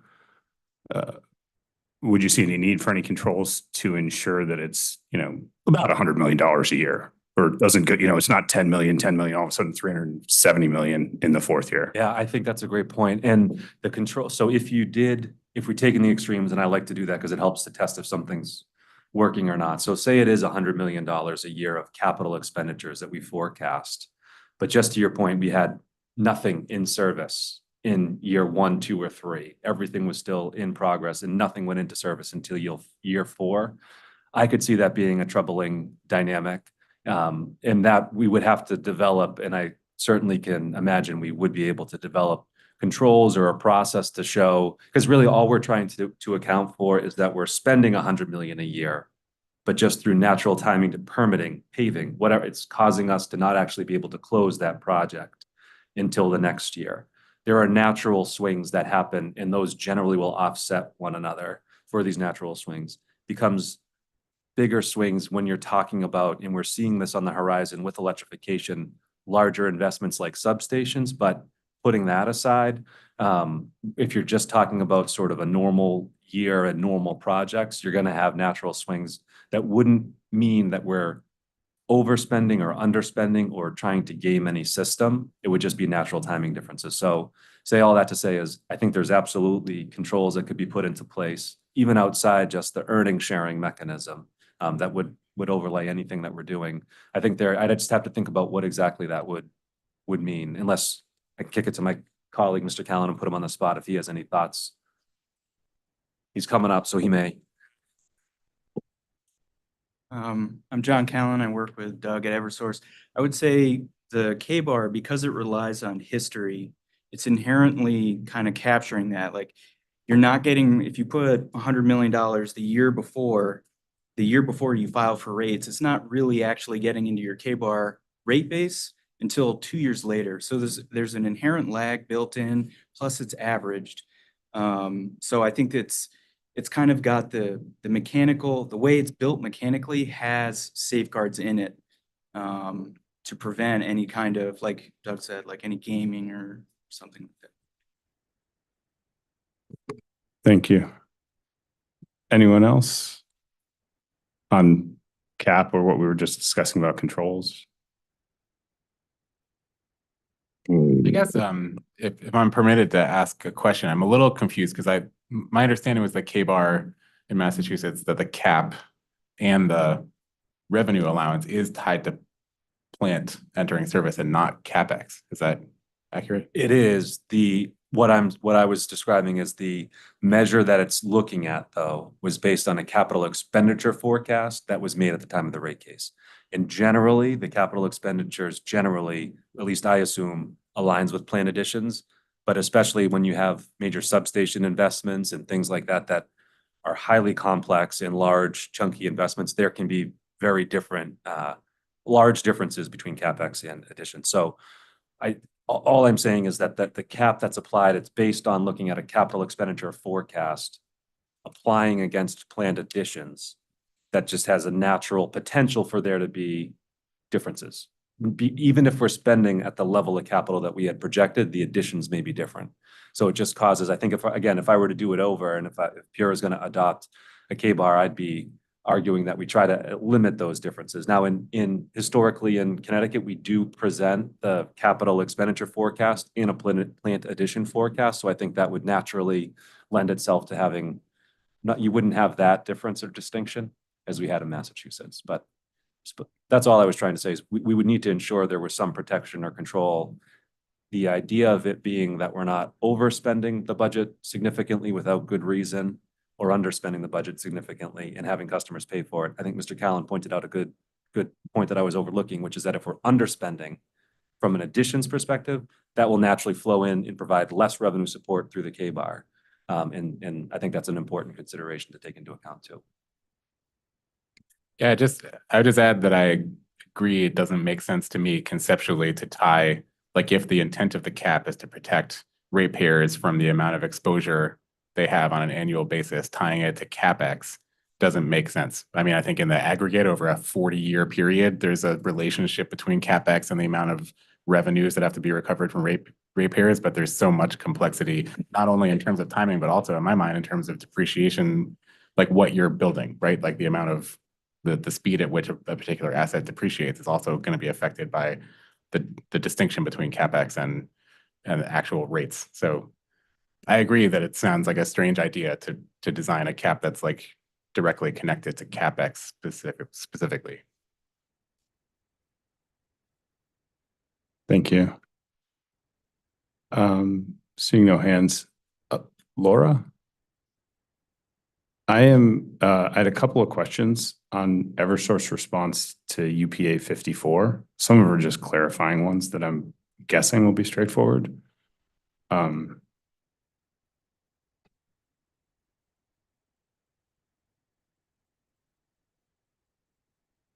So for everyone else, I apologize. I'm referring to UPA 54 attachment 1.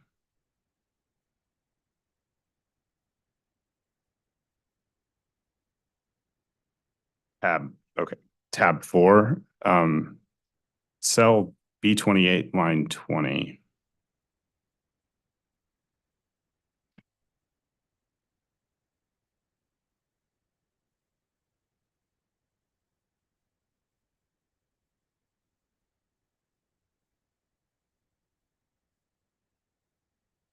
Okay, I'm there. All right. So I believe that's the cell. I'm looking at some notes I have here, but I believe that's a cell that refers to the previous 5 years. Does it mention that? So these are really questions about labeling and formulas, but I think it should be straightforward. So it says previous 5 years, and then I'm looking over at cells K28 through N28, and it looks like they're adding up what appears to me to be 3 years instead of 5 years. You're right. It should be previous 3 years. Okay, so the label, okay, so that's the label. Labeled. And then they also seem, in looking at those 4 cells, K28 through N28, they seem to be inconsistent in the 3 years chosen. I think it's K28, and then if you move over one, then they start to scale down by a row. So I don't need to get into details here, but just my question is if these formulas are correct, or maybe if they need to be changed, and then just resubmit. He's correct. No, these are right. Just one moment. Sure.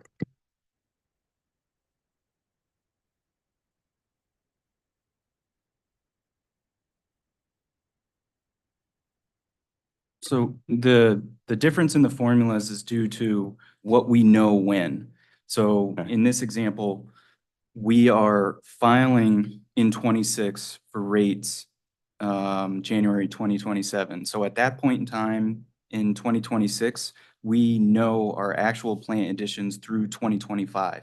That would be the first adjustment. At that point in time, we also know everything for 24, 23, and so on. So we know we have actuals through 26 at that point in time. Then going forward, in 2027, we have actuals through, when we file in 27 for rates in 28, we would know through 2026. So from there, it advances 1 year at a time. But that first one is different Okay. purposefully. Okay. Thank you.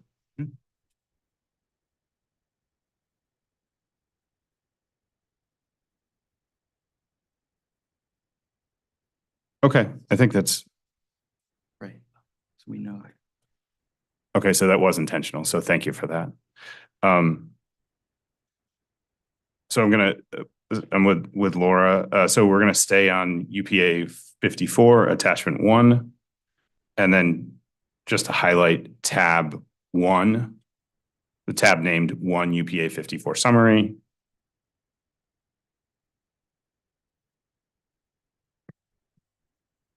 Cell B66 refers to projected annual GDPPI % change.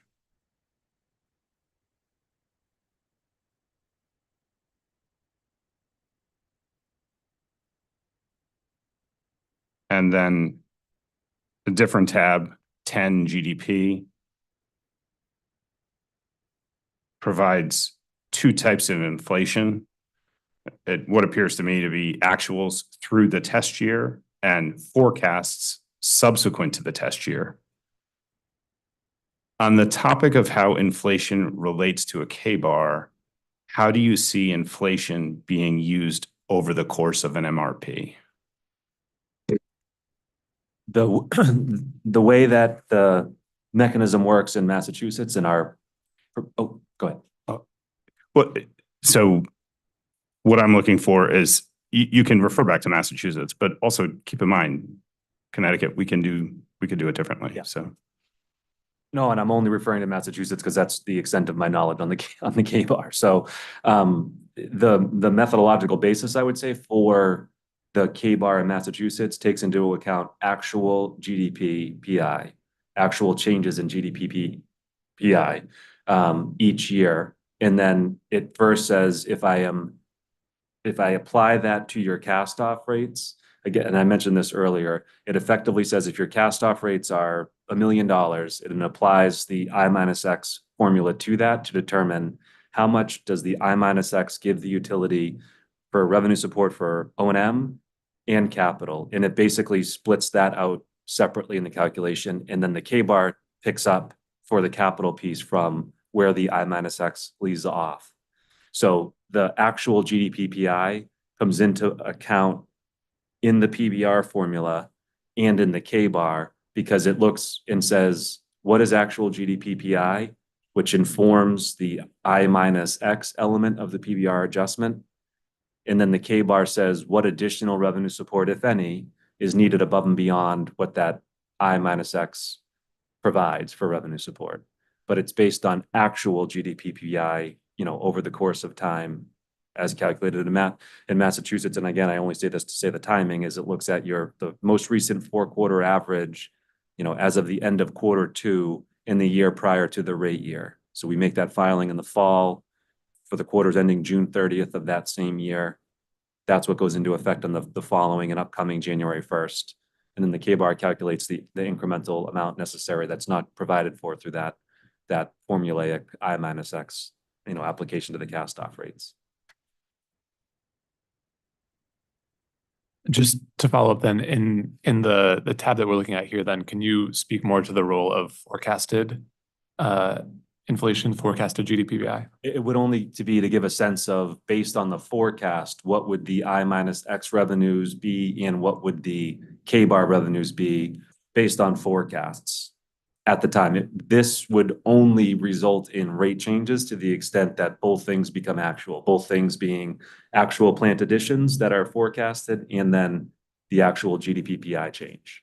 So maybe just to say it differently to make sure I understand, is it the case that what's not proposed in this workbook is that forecasted inflation via GDP PI plays a role in calculating the K-bar in any way? It's here instead to show what the future might look like, but not for actually calculating the K-bar mechanism itself. Okay, so the K-bar mechanism is intended only to use actual GDP PI and not forecasted. That's true. That's true. It's here in this workbook, this analysis, only because we don't know what actual GDP is for, June 2025 or whatever. So it's in the place of the information that you would get from the Bureau of Economic Analysis when you actually do file for the revenues in the year 2025. Understood. Thank you.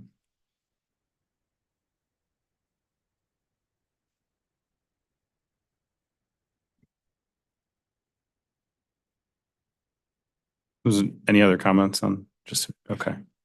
I just had a really basic procedural question, which is when you're setting in Massachusetts, when you're setting the cast off rates, when's your kind of cutoff, similar to so many questions we have in Connecticut about there's the historic test year, then there's the interim period, and then there's the day before the new rates go into effect. What is the point in time, the actual point in time used for GDP?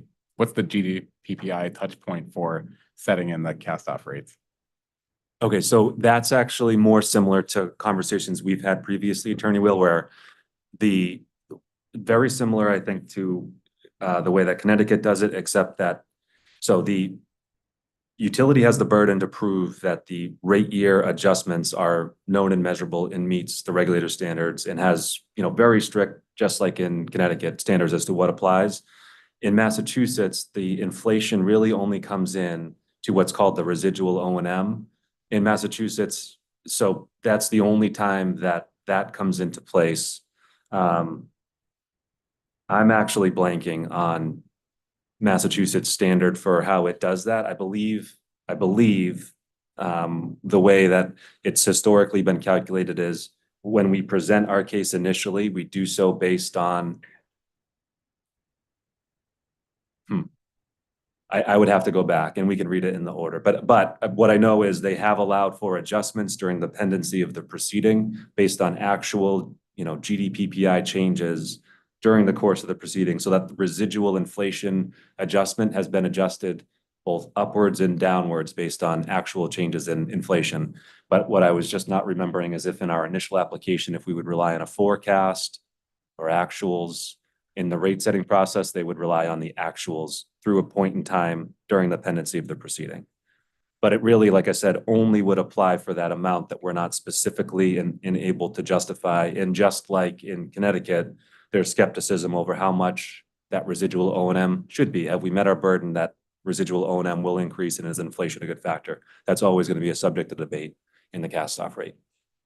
Thanks. And if I can ask one more question, recognizing this isn't, I just want to make sure I understand, because as we've discussed before, and I think everyone in the room is on the same page on this, that the idea of, for the sake of going in rates, you're not actually using I minus X. You are using inflation in some circumstances, but the I minus X is not for rate year one. It's what gets applied to rate year two and subsequent. Is the same true for the K-bar in Massachusetts? Is the K-bar for rate year one set similarly to the way we would set like projected plans here in Connecticut, like where there's I get a little confused on this specific subject because I know the K-bar is based on that 3-year historic average, but then it's inflated. And is it inflated by I minus X, or is it, does that question make sense? It does. I think it's similar to a question Mr. White asked earlier, I think.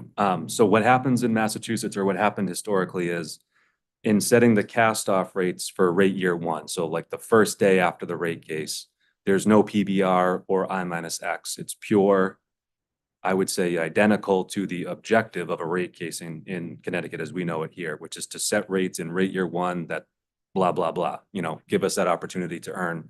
So that's in the I minus X in the K-bar, don't take effect until rate year two.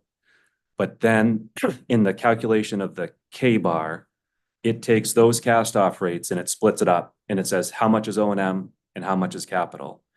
And basically what it does is it says, okay, first we apply the I minus X to the total cast-off rates. Again, if we said it's $1 million, and let's say 600,000 of that million is capital related, 400,000 of it is O&M related, to make up it would take the total million and adjust that for rate year two by the formulaic I minus X. Then it says within the K-bar calculation, it says, okay, you've gotten I minus X on the capital related component of your cost of service, that's 600,000.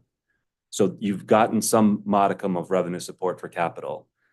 Then we go into the K-bar calculation, which looks at the historical additions that are not included in that cast-off rates. And based on the formula of the K-bar, it says how much revenue would you need to support that theoretical level of investment? How much of that then is not provided for in operation of I minus X? And if there's an additional increment, you would get that through the K-bar. So the I minus X comes into place in rate year two. Excuse me, the inflation, the GDPPI comes into effect in rate year two. But what that naturally leads to is a large first K-bar adjustment in rate year two, because there's that more significant lag from the amount that's in the cast-off rate in the amount that's going to be allowed for in the K-bar, unless you do what Mr. White had asked about earlier, which I think makes infinite sense, especially where there's so much controversy around when do you snap that chalk line, which is you would be able to fashion a K-bar that the K-bar would go into effect not an I minus X on O and M, because the purpose of setting cast-off rates gets you to that rate year level on O and M, but the K-bar could then be, in addition to that, provided there's an incremental revenue need demonstrated by the formula of the K-bar, that could go into effect in rate year 1. Got it. Thank you.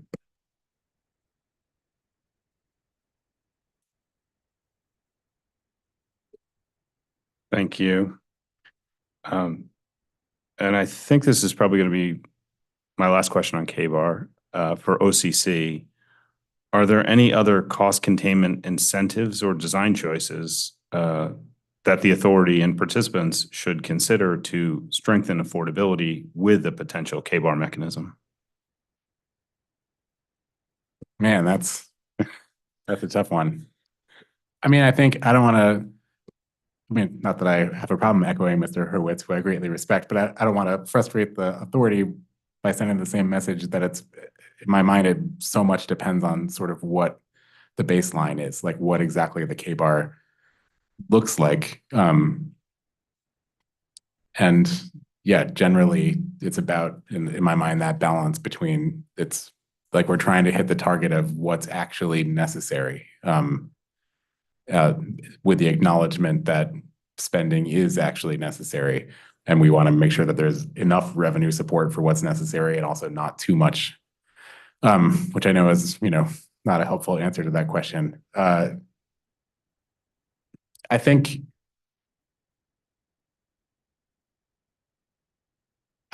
maybe the way to address it is that one kind of hesitation that we have about K-bar models in general is that they feel a little bit like a hybrid between the two models that I see as sort of more on the extreme, which is on the one side, we have basically a system that we have similar to what we have now, where you have rate year level of plant, rate year level of rate base generally, and you can develop that a certain number of, a million different ways, but once you have it, it's fixed in time, and any deviation from it one way or the other in reality is uncapturable, and that creates risks on both sides. So like if a company overspends beyond what's allowed in rates, there is no correction for the gap between that overspending and what's provided in the next kind of rate session. And obviously the problem for consumers is to be impacted by an over recovery, like within that rate plan. So there's that problem in the system that we have now. Then there's, on the other extreme, there's a tracker, which is very much tied to reality, and that has its own set of problems in terms of the lacking a cost recovery incentive that's inherent in the risk that's associated with the other thing. Anyway, a K-bar feels a little bit too much like a compromise between those two that doesn't really capture the full benefit of either one, because it feels like it's kind of too tied to actuals, but also doesn't ultimately provide the kind of reconciliation that a tracker does.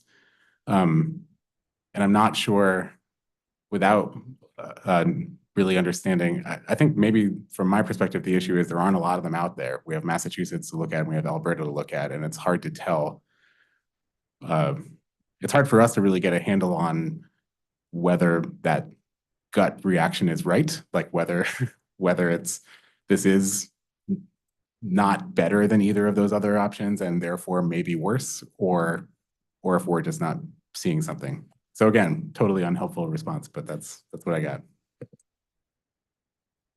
Thank you. Anyone else?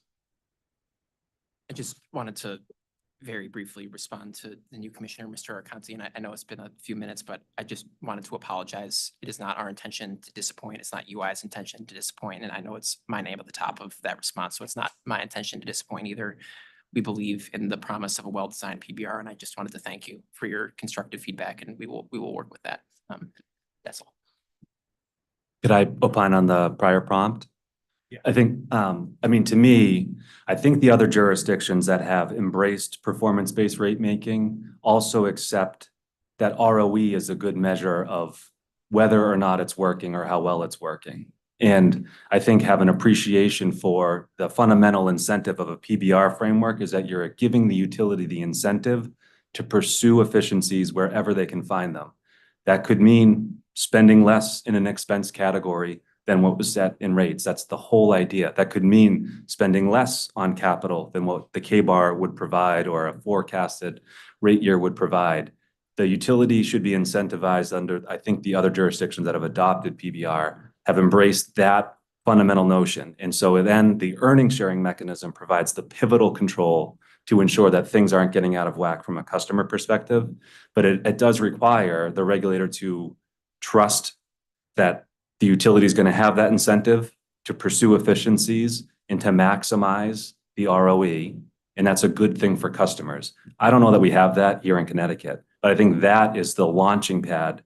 And the key customer protection would be the acknowledgement that a low ROE means that revenues are set too low relative to the utility's costs, requiring there to be a rate increase of some type.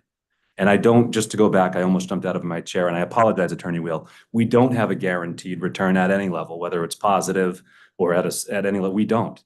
Our level of revenues are set and fixed and we can't control or change those. Our level of expenditures, we do our best to control them as well as we can, of course. But we don't get to decide what our level of expenses are. We don't get to control. Certainly there are things that we do manage and we manage them as well as we can, but we have to provide the resources to serve our customers, whether it's capital or expense, on a daily basis. We're making myriad decisions and choices on a daily basis.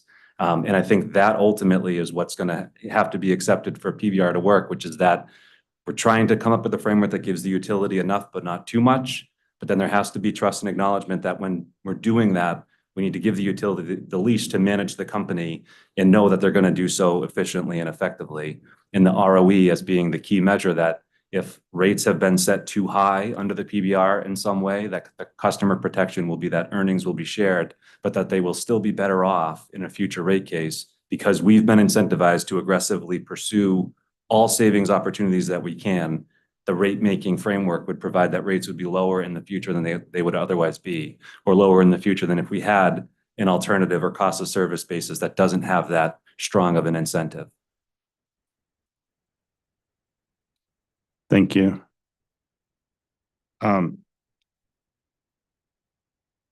Moving to a capital tracker, direct this to OCC.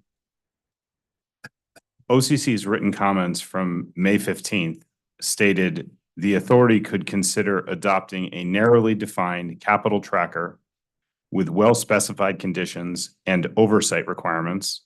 For example, one similar to Alberta's Type 1 capital funding mechanism, in conjunction with a comprehensive shared savings mechanism that includes those cost categories. Can you explain the relationship OCC was envisioning between a shared savings mechanism and the Alberta Type 1 capital funding mechanism? Is it necessary for the proposed capital tracker and the SSM to be paired together? In other words, could you have an effective capital tracker without the shared savings mechanism? Sure. So the idea of our the idea of our capital tracker proposal is just that the idea is that a tracker should be defined as closely as possible. Like the way I think of it is that it should be a tightly controlled budget, meaning the regulator should know on the front end down to the dollars and cents exactly how much whatever is being tracked is expected to cost. But there's obviously the reality that it's not going to cost that down to the dollars and cents. It might come very close, but like there's a 0% chance in my mind that anything is going to cost exactly what anyone expects it to cost on the front end. So, but it's important to have a baseline as clear a baseline to compare as possible in order to do an effective prudence review of those costs, because we need to know we need to understand what drove the difference between the expectation and reality up or down. So I just wanted to make that clear that we feel like if they're in the case of trackers, if you're going to kind of take the leap away from, if you're going to, as I was saying before, dissolve so much of the cost containment mechanism that's inherent in the risk of a kind of traditional cost of service rate making design, you need to be really careful that, we're being very specific about what's in here, what isn't, and what the variances are. The comprehensive shared savings mechanism interacts with that conceptually as a way to try to mitigate the lack of cost control incentive in a tracker. In other words, it provides an avenue for the company to still, the idea is to set up a framework where the company is coming forward with as clear and narrowly tailored a budget as possible that's based as much as possible on known and measurable factors, but then also has an incentive to try to go under that budget. Because the problem with a tracker, again, not getting personal about what any particular company might do or their practices, is from an economics perspective, it doesn't create any incentive to try to make it cost less, because it's essentially a guarantee. As long as we hit these numbers that we come in with, we're going to get them back. And in the case of a tracker, at least as I understand how it would work, there isn't kind of the flow through down to the bottom line. So you do lose some of the natural incentive that Mr. Horton was talking about before to always spend as little as possible, so as much as possible is left over for shareholders. So anyway, the way the comprehensive shared savings mechanism would interact with that would be to have a placeholder say, if you do spend less than allowed, there's a way for the company to benefit from that underspend, as opposed to just if they spend less than, without a comprehensive shared savings mechanism, a tracker would just be a pure reconciliation, meaning, great job, you said this would cost 500 million, but it only costs 400 million, give us 100 million back. Does that make sense? Because if that's without the shared savings mechanism, there is no incentive to get to the 400 million, as opposed to just keeping it at 5. Can I ask just quickly a follow-up there? So then is it the case that OCC believes that an effective capital tracker, this was Mr. White's last question, essentially, just to make sure I've got it, an effective capital tracker requires having a shared savings mechanism from your perspective in order to maintain that incentive to contain costs? I think you can have an effective, I think it's possible to have an effective capital tracker without a shared savings mechanism if you believe that the budget you're getting on the front end is unlikely that it's unlikely for it to be possible for the actual spend to be less than that. But I don't think, my personal opinion is, I don't think anyone who thinks that about essentially any budget is probably like making a wise choice. So I think a shared savings mechanism is a really good idea for a more effective tracker. And just one other follow-up. I think if I recall accurately, and correct me if I don't, that OCC had previously discussed a comprehensive shared savings mechanism that I might not characterize this exactly right, but sort of caught all other costs that were not included in I-X and provided that opportunity to share savings on all other costs not included in I-X. So that could include capital additions, as we're discussing today, but maybe other things like a Z factor or anything else that falls outside of that formula. So a two-part question essentially is that accurate, that the intention would be to pair it with a comprehensive shared savings mechanism with that broad of a catch? And then if not, would it be potentially appropriate, or could it be effective to tailor a shared savings mechanism to tie specifically to a capital tracker alone? Yeah, I think well, first, I think you're the only caveat I'd make to the statement about the CSSM, the comprehensive shared savings mechanism, is that we feel it's only appropriate to have that in categories of costs that are controllable. And I think without, again, not to sound too much like Mr. Hurwitz, again, not the best problem, again, without knowing more about what's in the sort of vague, still yet not mechanically defined mechanisms, I don't know whether having the comprehensive mechanism tied to an entire kind of section of PBR makes sense, depending, it sort of depends on what's in that bucket.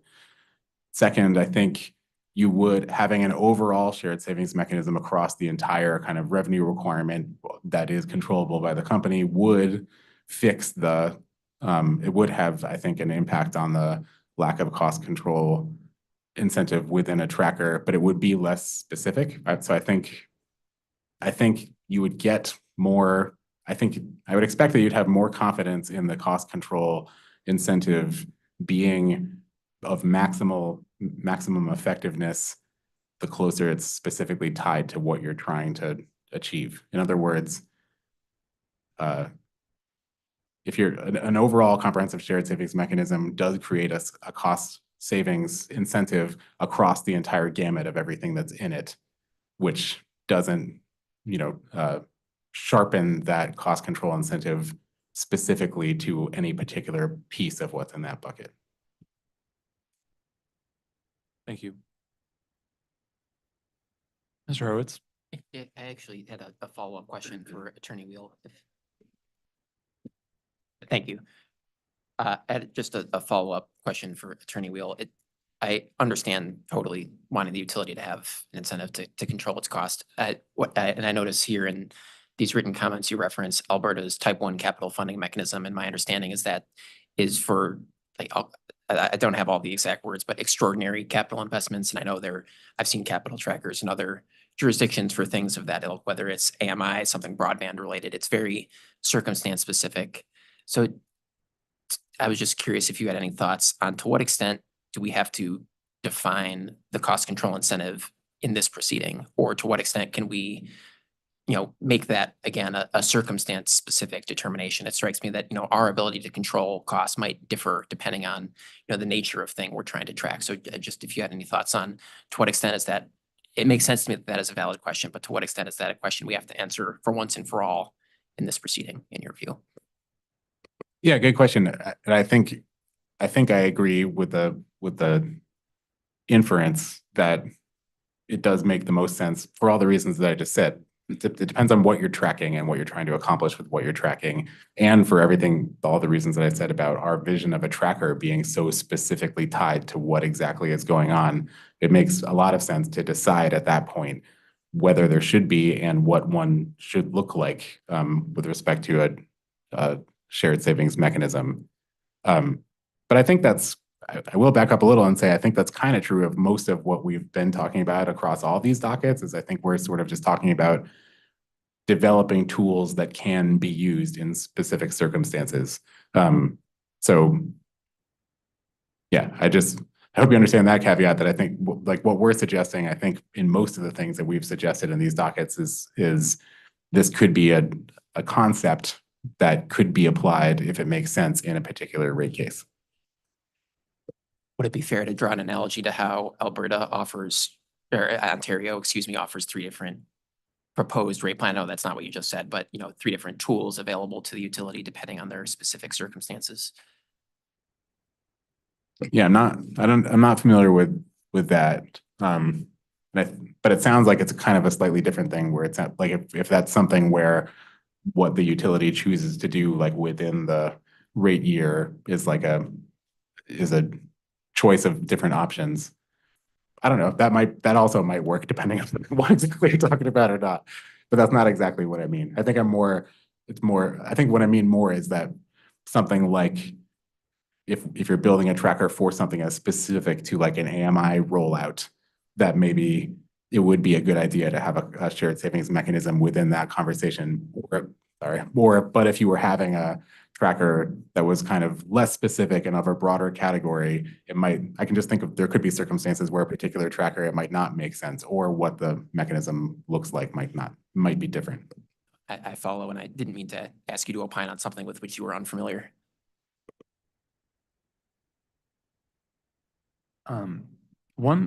Another question I wanted to ask on the capital trackers and some of the conceptual discussions we've been having in this proceeding to date is about how in some cases where it's in effect now, PBR can lead to less concerned with specificity of individual costs and do so through in the case of the I-X formula, and instead focus on that revenue cap and driving an incentive to realize efficiencies.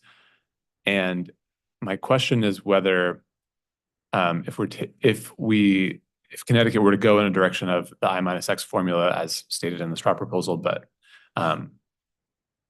generally, and also potentially consider a capital tracker, does it put in conflict some of like those conceptual frameworks of less specificity and sort of creating an envelope that the companies would work within, a budget that the onus is on the companies to then go and spend and find savings.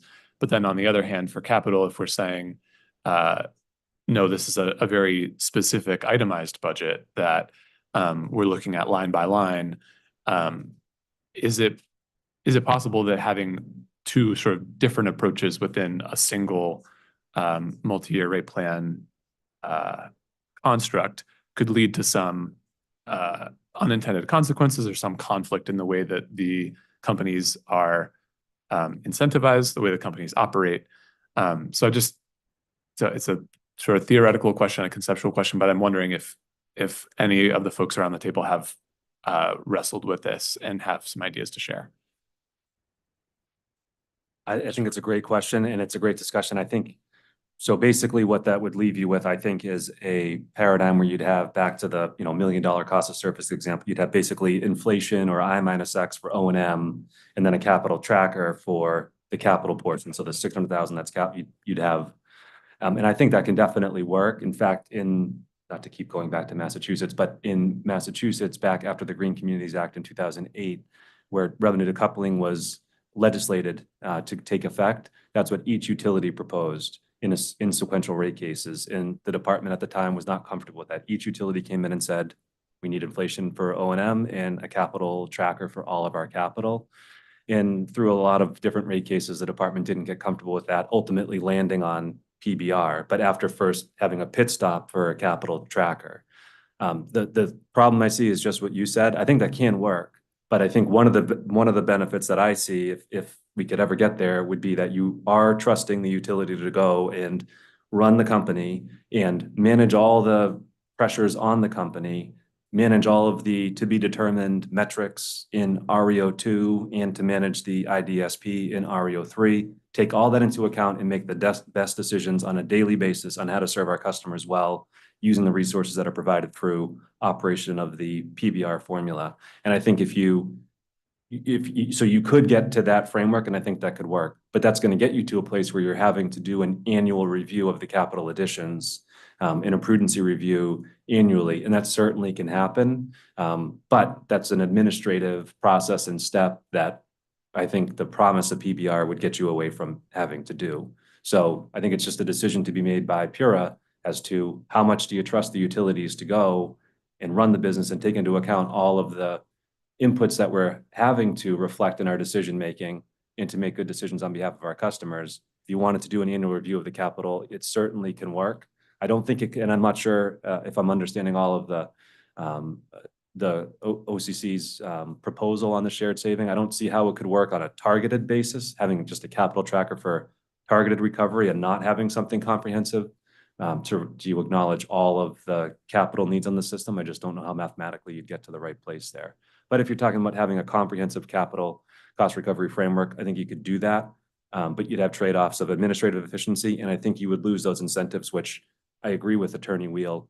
The fact that if you had a capital tracker, even as a utility person, I can sit there and say the incentive is to spend the dollars that would be allowed for in that capital tracker, as long as you can demonstrate you're doing so prudently. There is still a check and a balance because we are subject to the regulator's determination of have we spent prudently. That's a significant risk for us. Any dollar that's disallowed is a direct impact to our bottom line and has significant consequences for us financially. But the natural incentives, and again, gets back to all the science behind PBR, is not there in a capital tracker as it is in PBR, that we're incentivized to spend our limited capital resources as efficiently as we can, whether it's on capital or O&M. The only other thing I would say on the shared savings, and again, I may be missing it, but you know, if we're in that PBR framework where we have a limited pool of dollars to run the business, we're having to make the decision on whether or not we're going to invest in some capital enhancement or a one-time operation expense activity. It could be the case where we're deciding the right thing to do today is to go and maintain the pole, to, you know, treat it as opposed to replace it, which would be an expense versus a capital addition, just in that one example, which would say that we've spent less capital, but we've spent more O&M from an overall basis. And I'm trying to make a hypothetical, it may not work. From an overall basis, we may still be just earning our authorized ROE. We may be doing exactly what the rate plan has been set out to do, but spending less on capital to do it. And I don't know that we should be entitled to a savings if that's the framework that we're in. If that's the hypothetical situation, a shared savings having reduced capital because we've made the decision to invest in O&M, I don't know that that would get to the place that Attorney Will would want us to get to. It would be providing us an additional savings from customer, but they haven't actually saved anything because customers pay for our overall cost of service at the next rate setting interval. So which is why I keep coming back to, I think if we could get to that place where we're developing the going in rates and the PBR framework that has those incentives built into it, and then it's trusting the utility is going to go and operate the system and serve our customers well and make all those decisions as efficiently as we can. I think that's the promise of PBR. Thank you, Mr. Horton. Anyone else want to add to the question? And can I just make sure I've got the question straight first? It's in effect, if PURA were to authorize a PBR framework that includes both KBAR and a capital tracking mechanism, just how can we be sure that customers are protected? Not quite. The question was instead, if from a conceptual basis, if the I-X formula is intended to provide that envelope budget that says, here's the cap, and the utility, the onus is on the utility to go and spend in a way that achieves the outcomes, but also finds efficiencies. But then a capital tracker takes a different approach from a KBAR, where KBAR, as we're learning and exploring together in this proceeding, seems to take a similar approach to the I-X formula, but with capital. Whereas a capital tracker takes a much more itemized, line by line perspective on capital expenditures, or on additions rather. And so my question is, we've heard comments from folks in this proceeding about the framework needing to hang together.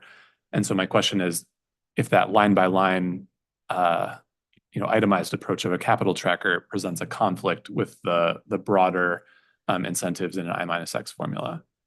That was incredibly helpful. Thank you. And I'll say, I think right off the gate, my understanding is if there were to be both elements, both a KBAR and a capital tracker, that yes, the capital tracker would be line by line, but it's like 1 or 2 lines. It's the material lumpy things. It's the big programs. It's the big projects that are not part of the recurring, regular, everyday activities of the company. It's something that causes us to go to 200 million in 1 year when we were at 110 the year before. It's rolling out the AMI plan, or maybe, something.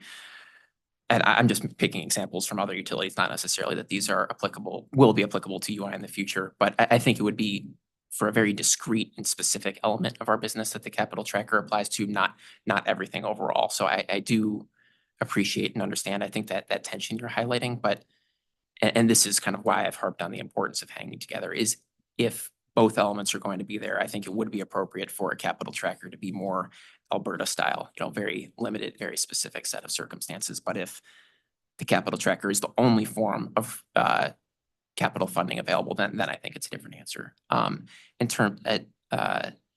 I would also echo basically everything Mr. Horton just said. I think there are still going to be a number of protections that, make sure we're acting in customers' best interest when we go in for a rate case. My expectation is that every plant addition that we have closed up to that point will be rigorously scrutinized. We'll have to prove that we acted prudently. We'll have to tell you our plans for the future. I made a reference to Schedule F7. I know there's an integrated distribution system planning reopener here. And I think all of that, if I put myself in PURA's shoes, would help give me comfort that, the companies are executing their public service obligations with efficiency and economy. A rate case is an opportunity to ask questions about our capital planning process, how we prioritize things, why we did or didn't prioritize certain projects, what we see going into the future. I think customers, the performance incentive mechanisms being established in REO2 of this proceeding are another protection available to customers to make sure that we're delivering the value that they're hoping to derive. And, you know, as has been highlighted, the earnings sharing mechanism is a ultimate catch-all. If there's a misalignment between our rates and our costs, that's where that would be revealed. There are a number of other protections as well. You know, the revenue decoupling mechanism ensures that we collect our approved revenue requirement, no more, no less. There's discovery, there's hearings, there's compliance filings, there's a number of other items, obviously, but I think those would be I think that's my answer to your question. Thank you. Attorney Will, did you want to add anything, or you're set on that question? Sure, I think I have another unhelpful answer, which is I think it does matter. Like, I think it's true that there's like you're setting up a different incentive framework if you're subjecting certain things to a tracker versus subjecting other things to kind of the traditional base rate recovery.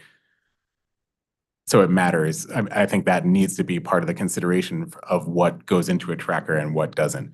So I think I do agree that for that reason, for instance, it probably wouldn't be appropriate to put all plant in a tracker, because you'd end up in a scenario where you'd have only you wouldn't have the balance in the overall incentive for the company to take the risk to try to drive down costs as it does in everything else that's in base rates. So yeah, I don't have a specific answer of what is appropriate for a tracker and what isn't, but it is important to consider that difference, like the different incentive structure you're creating when you put things in different cost recovery mechanisms. Thank you.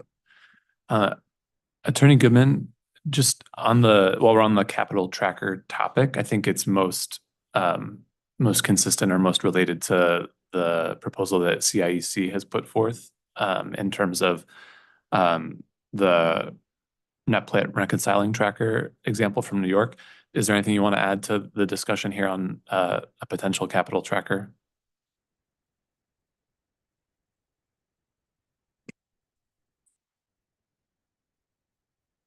Not really. So, I mean, to elaborate a little bit and maybe to borrow a page from Attorney Will, that this is, perhaps not a helpful answer. Just to clarify again, we don't know what the right solution is, and especially in the context of not knowing what the other pieces of the new paradigm might be.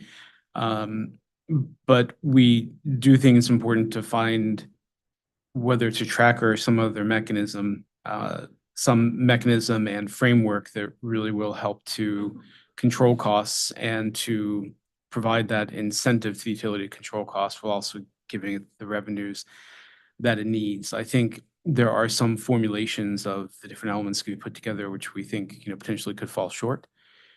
But I think we're open-minded to see, what. Let me take a step back. Although we, as has been clear from the comments, I think we have some, real concerns with PBR and how it potentially could be designed and implemented in Connecticut.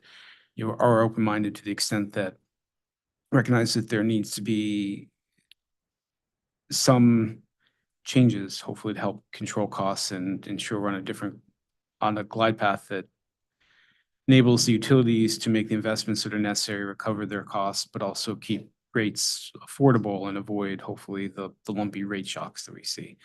So this is kind of meandering answer. I don't have, I don't know what the solution is. Don't necessarily say it has to be a particular mechanism, but, more looking at, does it accomplish those goals?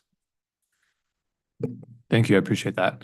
I want to turn to maybe a question or two on cost recovery, and this will likely address both capital trackers and KBAR.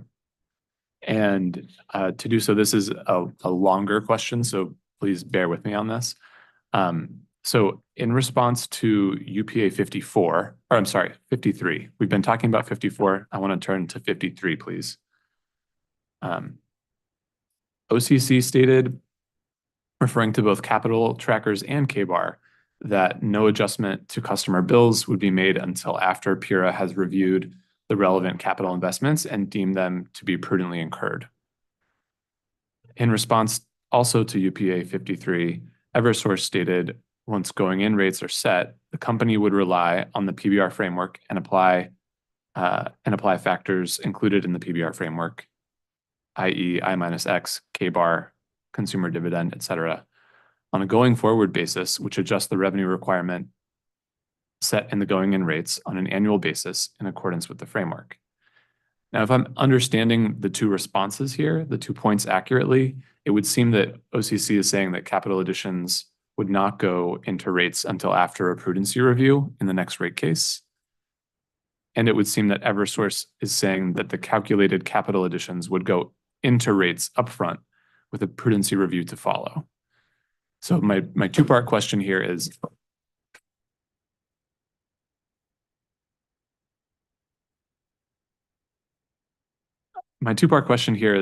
one, could you please correct my understanding if I mischaracterized the responses here? And two, can each party further discuss their rationales for the described cost recovery approaches? And I'm happy to start with Mr. Horton. Could you start us off? Sure. I think, so if we are envisioning a PBR with a K-bar, which is the frame that our response was starting from, and it goes back a little to what I was talking about a moment ago, but we're making a decision to provide a level of revenues that's not tied to a specific investment, which in that paradigm doesn't require a prudency review each year. In fact, that's one of the reasons to take that approach. You would be, for administrative efficiency, determining we won't undertake a prudency review annually, but we're going to give the utilities a level of revenues to run the business and make decisions. So in that framework, the prudency review would take place for investments that are covered by the K-bar at the time of the next rate case. You wouldn't, because you're not giving recovery of a specific investment. Again, the whole idea is you're not giving recovery for a specific investment. You're giving a level of revenues for the utility to run the business. So that's where we're starting from. However, if you're going to go with a capital cost recovery mechanism, whether it be for a targeted type of investment like AMI or a capital cost recovery mechanism in lieu of a K-bar in providing that revenue support that's needed for capital, then you would need to have a prudency review annually. It would be appropriate to do so. And I think in Massachusetts, the reason the department ultimately shifted is that that's basically a rate case every year. It's very difficult to get through. It's very litigious. And you get bogged down in it. So the department found it difficult. In fact, I think for National Grid, they had several years of capital tracker mechanisms pending before the department that the department just didn't get through the annual reviews. It was just too much to actually work its way through. And ultimately, that's what caused the department to move to a PBR. So I think that's how we were looking at it. Again, the whole idea is to not be conducting prudency review or micromanaging the utility on a annual basis or what have you. It's building a framework that has the protections for customers in place while still having the full prudency review at a future rate case under a PBR framework with a K-bar. Thank you. Then just so to make sure I've got it right, how you're thinking about the cost recovery under a K-bar, it would be that the calculation is done upfront so that rates are set according to the calculation for a K-bar. However, the prudency review would happen in the next rate case.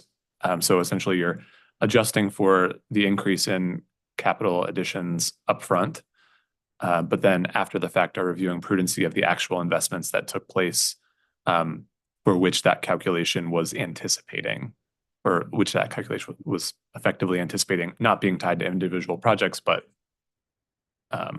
generally estimating or generally representing. I think so, but just to make sure that the particulars we agree on, what I'm envisioning is you'd establish in a rate case the mechanics of the K-bar and PBR framework. And again, based on an understanding and expectation, based on our forecasted capital additions of what's going to be needed to run the system over the intervening years. And we're making a decision at that time to move off of, really having to agree on every little thing that's going to go into that decision-making process. If we want to agree on every little thing that goes into that and decide on what's going to go into rates, that leads me to say you should just be sticking with a multi-year rate plan and deciding what needs to be in rates for the next 4 years or what have you. So, but you would rely on the forecast at the time of a rate case to get comfortable that we're going to move forward with a PBR and a K-bar mechanism. Then you're doing that based on projections at the time.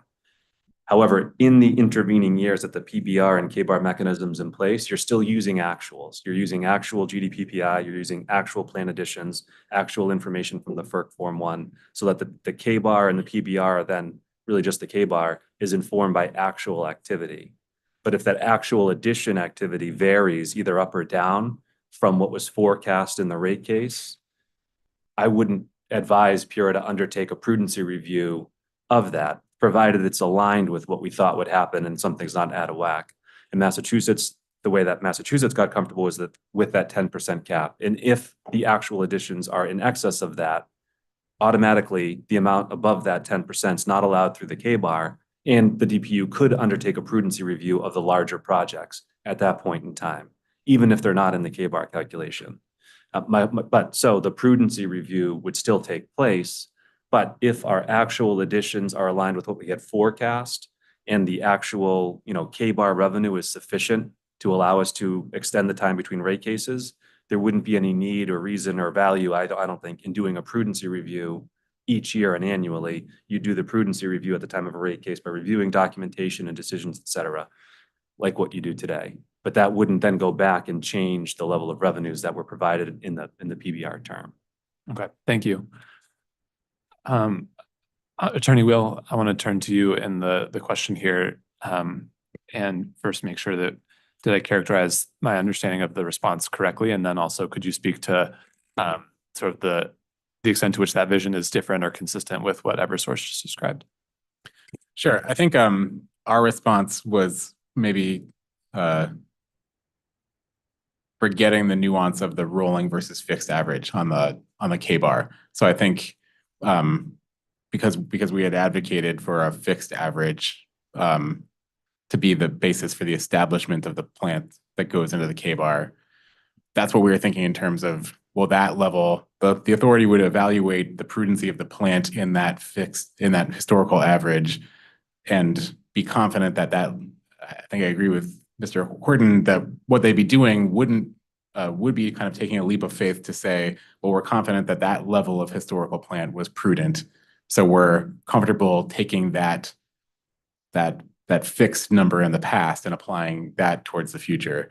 I do think that part of the problem we have with using a rolling historical average is, I think, what I now understand the authority staff question getting at, which is that depending on the structure of the entire plan, you're potentially just accepting that what happens like during the plan is an accurate basis to adjust from without PURA ever having the opportunity to ensure that the point that's being adjusted from made sense in the first place. So that I think we would have an issue with. With respect to trackers, I think it is like a backwards, the risk of there being a difference between what happens, what rolls into service and what ratepayers are paying for. That's the beauty of a tracker, right? Is that you are reaching back. You're not retroactively changing rates, but it's possible to reconcile. So it's possible to say, we gave you this much money.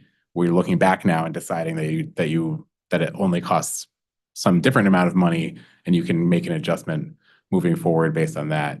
The only other thing I'd add there is that I don't see why that adjustment would necessarily have to be annual. Like, I think you could have a tracker that allows for a greater period of time to elapse between prudence, like those backwards looking prudency reviews. But I also do agree that, what we're trying to do here, there is sort of this natural tension between the idea of a multi-year rate plan in and of itself. And in my mind, it's like, it's sort of just like an academic comment, but we're sort of stuck in this. There is sort of this dissonance between that idea and the kind of standards that exist in terms of like that plant isn't supposed to enter rate base until it's used and useful. We still internally struggle with like, how do you reconcile those two things? If the standard is that we're not supposed to pay for it until it exists, then how can we have a system where we're paying for it before it exists? So again, another unhelpful comment, but hopefully that provides some clarity on our answer. We were specifically thinking of the K-bar being the fixed average basis. Right, so then the fixed average basis had, just to say it back and make sure I'm tracking here, the fixed average basis would have undergone a prudency review. And therefore, there would be some comfort in knowing that that was an appropriate baseline. Okay, Yes, and again, yeah, but with the understanding, it is different than the idea would be that the authority would say, yeah, it makes sense to us that this level of revenue support for plant is appropriate because we've looked at what was appropriate in the past and we're comfortable with knowing that that's the level that's appropriate moving forward, perhaps inflated or adjusted for like according to some sort of formula. But as I understand it, that using the fixed average basis, that kind of baseline level doesn't change in real time over the course of the multi-year rate plan, whereas the rolling average can, and depending on how long the multi-year rate plan is, you can end up in a scenario where that rolling average is like you're making revenues based on a level of plant that no one's looked at. would it adjust for that concern, or does it account for that concern of making adjustments based on a rolling average that have not undergone a prudency review, to know that at the next rate case, that's the next opportunity for a prudency review where it could be like a periodic check, a periodic prudency review that then says, okay, well, what's going into rate year one for the next cycle has undergone that. So we have an opportunity there to adjust for anything that might have gotten out of whack for the next cycle. Does that give any comfort, or is that not sufficient when what you're considering here?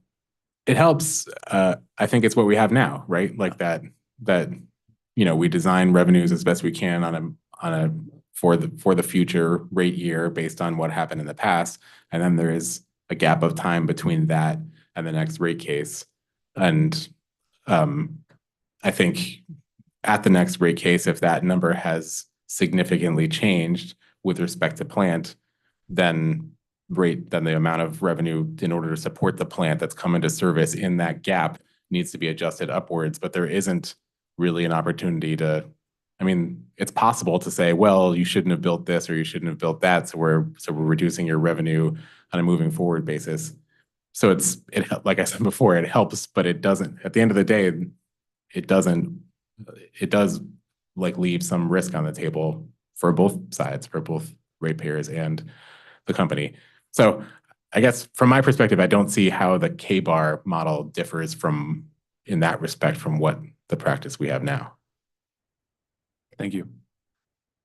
I think just one moment.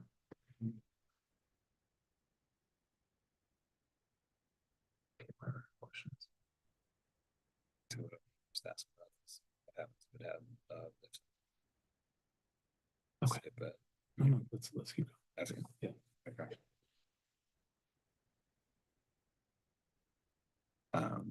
So I'll start with Eversource.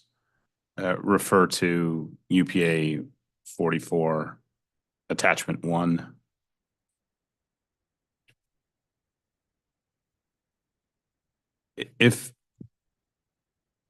If an Alberta Type 1 capital tracker was used in Connecticut for a set number of years that expired during an MRP, for example, at the end of rate year 2, and covered, for example, meters electric, would the company agree that capital additions included in the capital tracker must be excluded from a K-bar?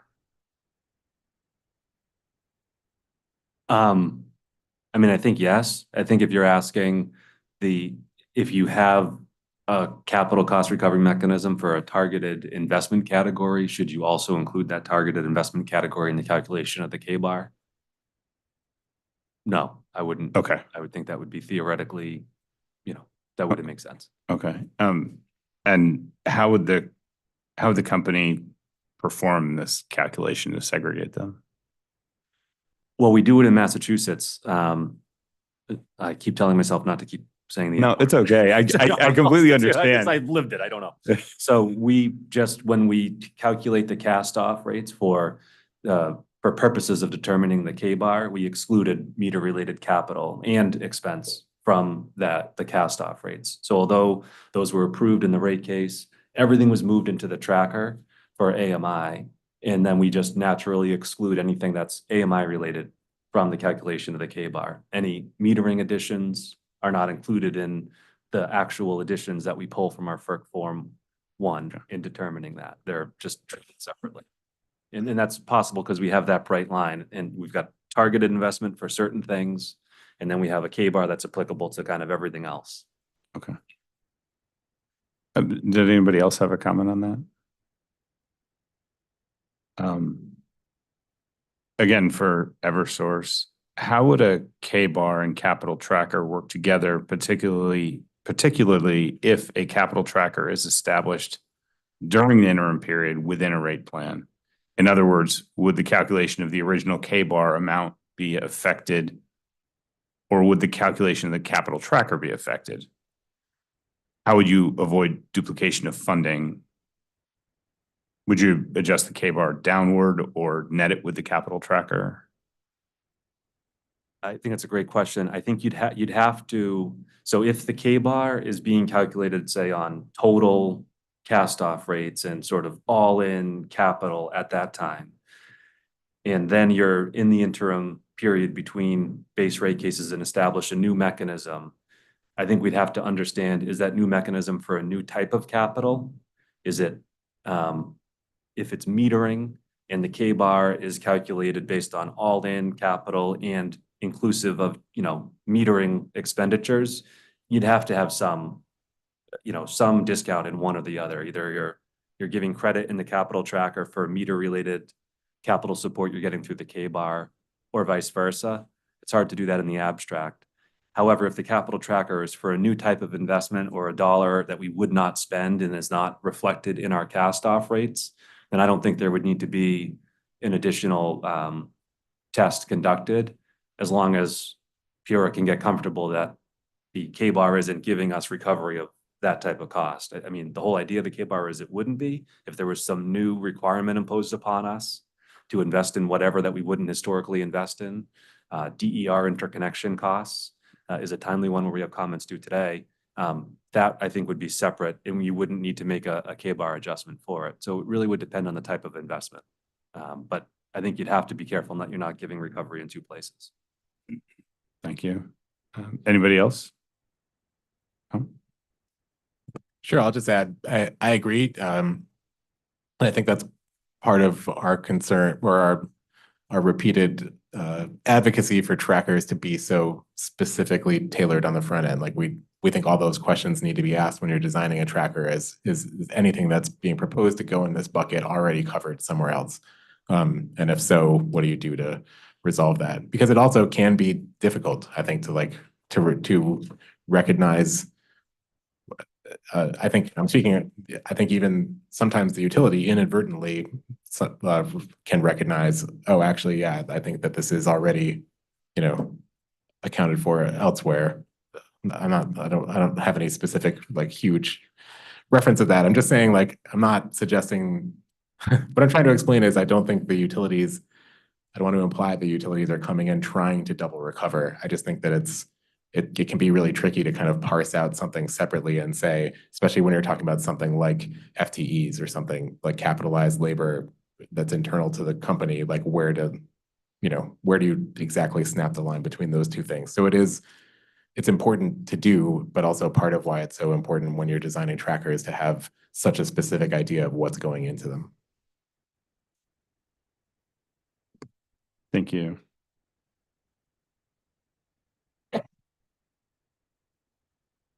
So switching gears again, I'd like to jump over to the IDSP, Integrated Distribution System Plan.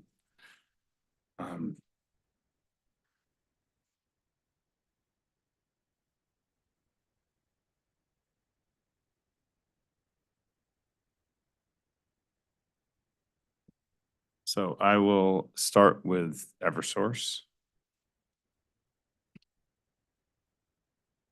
Recognizing that the authority's investigation into integrated distribution system planning is still underway, can the company comment about an IDSP's potential role within the multi-year rate plan cycle? I can try, and Mr. Freeman has approached and is next to me, and I think can supplement. So I think the IDSP, and I mentioned this earlier, in Massachusetts, we have different acronym, ESMP, that from what I understand, and it may not be the same, I don't know that the IDSP is defined in this way or defined for us at all to know exactly what Pura is envisioning there. But if we think of it like what we have in Massachusetts, the department just approved for an electric sector modernization plan. This was an effort that came about through legislation that had Lavelle and his team do extensive work to demonstrate all that goes into our long-term planning process, and then to share that with a group of stakeholders prior to getting before the department, in which each electric company presented their ESMP, which shows how do we take into account all of the factors that go into our planning, from the state's clearly stated clean energy transition objectives to customer expectations of safe and reliable service to adoption of electric vehicles, all the things that Lavelle can speak to better than I. And I think that gets to the question that we've kind of been asking on how do we design the KBAR or the capital cost recovery mechanism. That exercise would demonstrate and give comfort to Pura and to stakeholders that we have the needs that we say we have on the system, and that we've properly taken into account all those things that I said in developing our capital forecast in Massachusetts, it was a 5-year and a 10-year plan. In the absence of that, I think we're left with kind of the questions that Attorney Wheel continues to ask is how can we have comfort that the utility is not spending too much and that the amount that we're giving them is sufficient, but not more than sufficient to run the business? And I think so that process can have a direct tie into getting that level of comfort. And in New Hampshire, we produced a very similar analysis, again, led by Lavelle and his team, to demonstrate all the needs that are required on the distribution system and what goes into our planning process. All that was to try to open up our process to stakeholders and show all the work that goes into it and intelligence that goes behind it, so that we can get comfortable with a rate-making framework that supports that planning process. Because fundamentally, and at the end of the day, we're talking about rates, and I love to talk about rates, but all we're trying to do is get to a place that folks like Lavelle can do what they need to do to keep the lights on and run our system. And when Mr. Rams is here again, his folks working on the front lines, that's what we're trying to do, is give them the resources so they can serve our customers well. And I think that's really the process that would be helpful to have, that open and transparent process that, existed in Massachusetts, to show all that goes into it, all that we take into account. Here's how we've made the decisions as we look ahead in the 10 years, but knowing that every day something's going to change from what we forecast at that point in time. That I think is how it can come into our equation, and getting set up at the outset that we're going to take that leap of faith to move forward with the KBAR or PBR or something else than what we have today. But maybe I'll stop yammering away and hand it over to someone much smarter. Oh, no. That's you. That's me. Lavelle Freeman, Director Distribution System Planning. No, Mr. Horton put it perfectly. And just to go on this a little bit in what we did in Massachusetts, and I know you've probably seen those documents, so I won't belabor the point. But we did a long-term demand assessment in Massachusetts, in addition to the 10-year forecast, which we always do, and we did it in Connecticut. And what a long-term demand assessment showed was that beyond the 10-year period, around 2035, the state will be switching from a summer peaking system to a winter peaking system. And that would herald a substantial increase in electric demand through 2050. In fact, the state would go from about a 6.1 gigawatt system to about 15.4. If we take that lesson and that experience and apply it to Connecticut, not having done a long-term demand assessment for Connecticut yet, but if we say the systems are similar in terms of the base load and the demand, we would go from about 5.5 gigawatts currently in Connecticut to about over 13 gigawatts by 2050. And that would translate into a significant amount of investment along the lines of what we've seen in Massachusetts. Now, beyond 2035, and even up beyond for the next 10 years, there are a number of factors that could mitigate demand in the time of use rates, demand response, solar, energy efficiency. There could be changes in policy, changes in technology. And so we are not in a hurry to build for demand beyond the 10-year horizon. But what we do have are very rigorous processes that allow us to begin to lay out a roadmap for how we get there. So we plan and we develop infrastructure for the needs within the 10-year period that are driven by our 10-year load forecast. And then we position those infrastructure solutions to help us resolve what we are seeing beyond the 10 years. For example, we build a transformer substation, but we leave room for a fourth transformer because we know in a certain area there will be a significant amount of electrification. So just looking at Connecticut, we anticipate spending another $750 million to harden the system for the intensity of climate change, adaptation, and mitigation over the next 1 to 2 decades. We anticipate probably spending $1.5 to $2.5 billion if we were to electrify every vehicle, light duty, medium duty vehicle, transfer those to electric sector. On the DER side, if the aspirations of the cost allocation docket are to be realized, we would spend about $700 million on the customer side alone to enable about 800 megawatts to 1 gigawatt of DER, again, over the next 10 to 15 years. So significant amount of infrastructure development that we are seeing. And again, we haven't done a long-term demand assessment, but we have done a 10-year forecast. And we have this planning paradigm that allows us to see what's coming. The last thing I want to say is, we've been talking about this for a while in terms of what's coming down the pike, right? We have socialized our plans.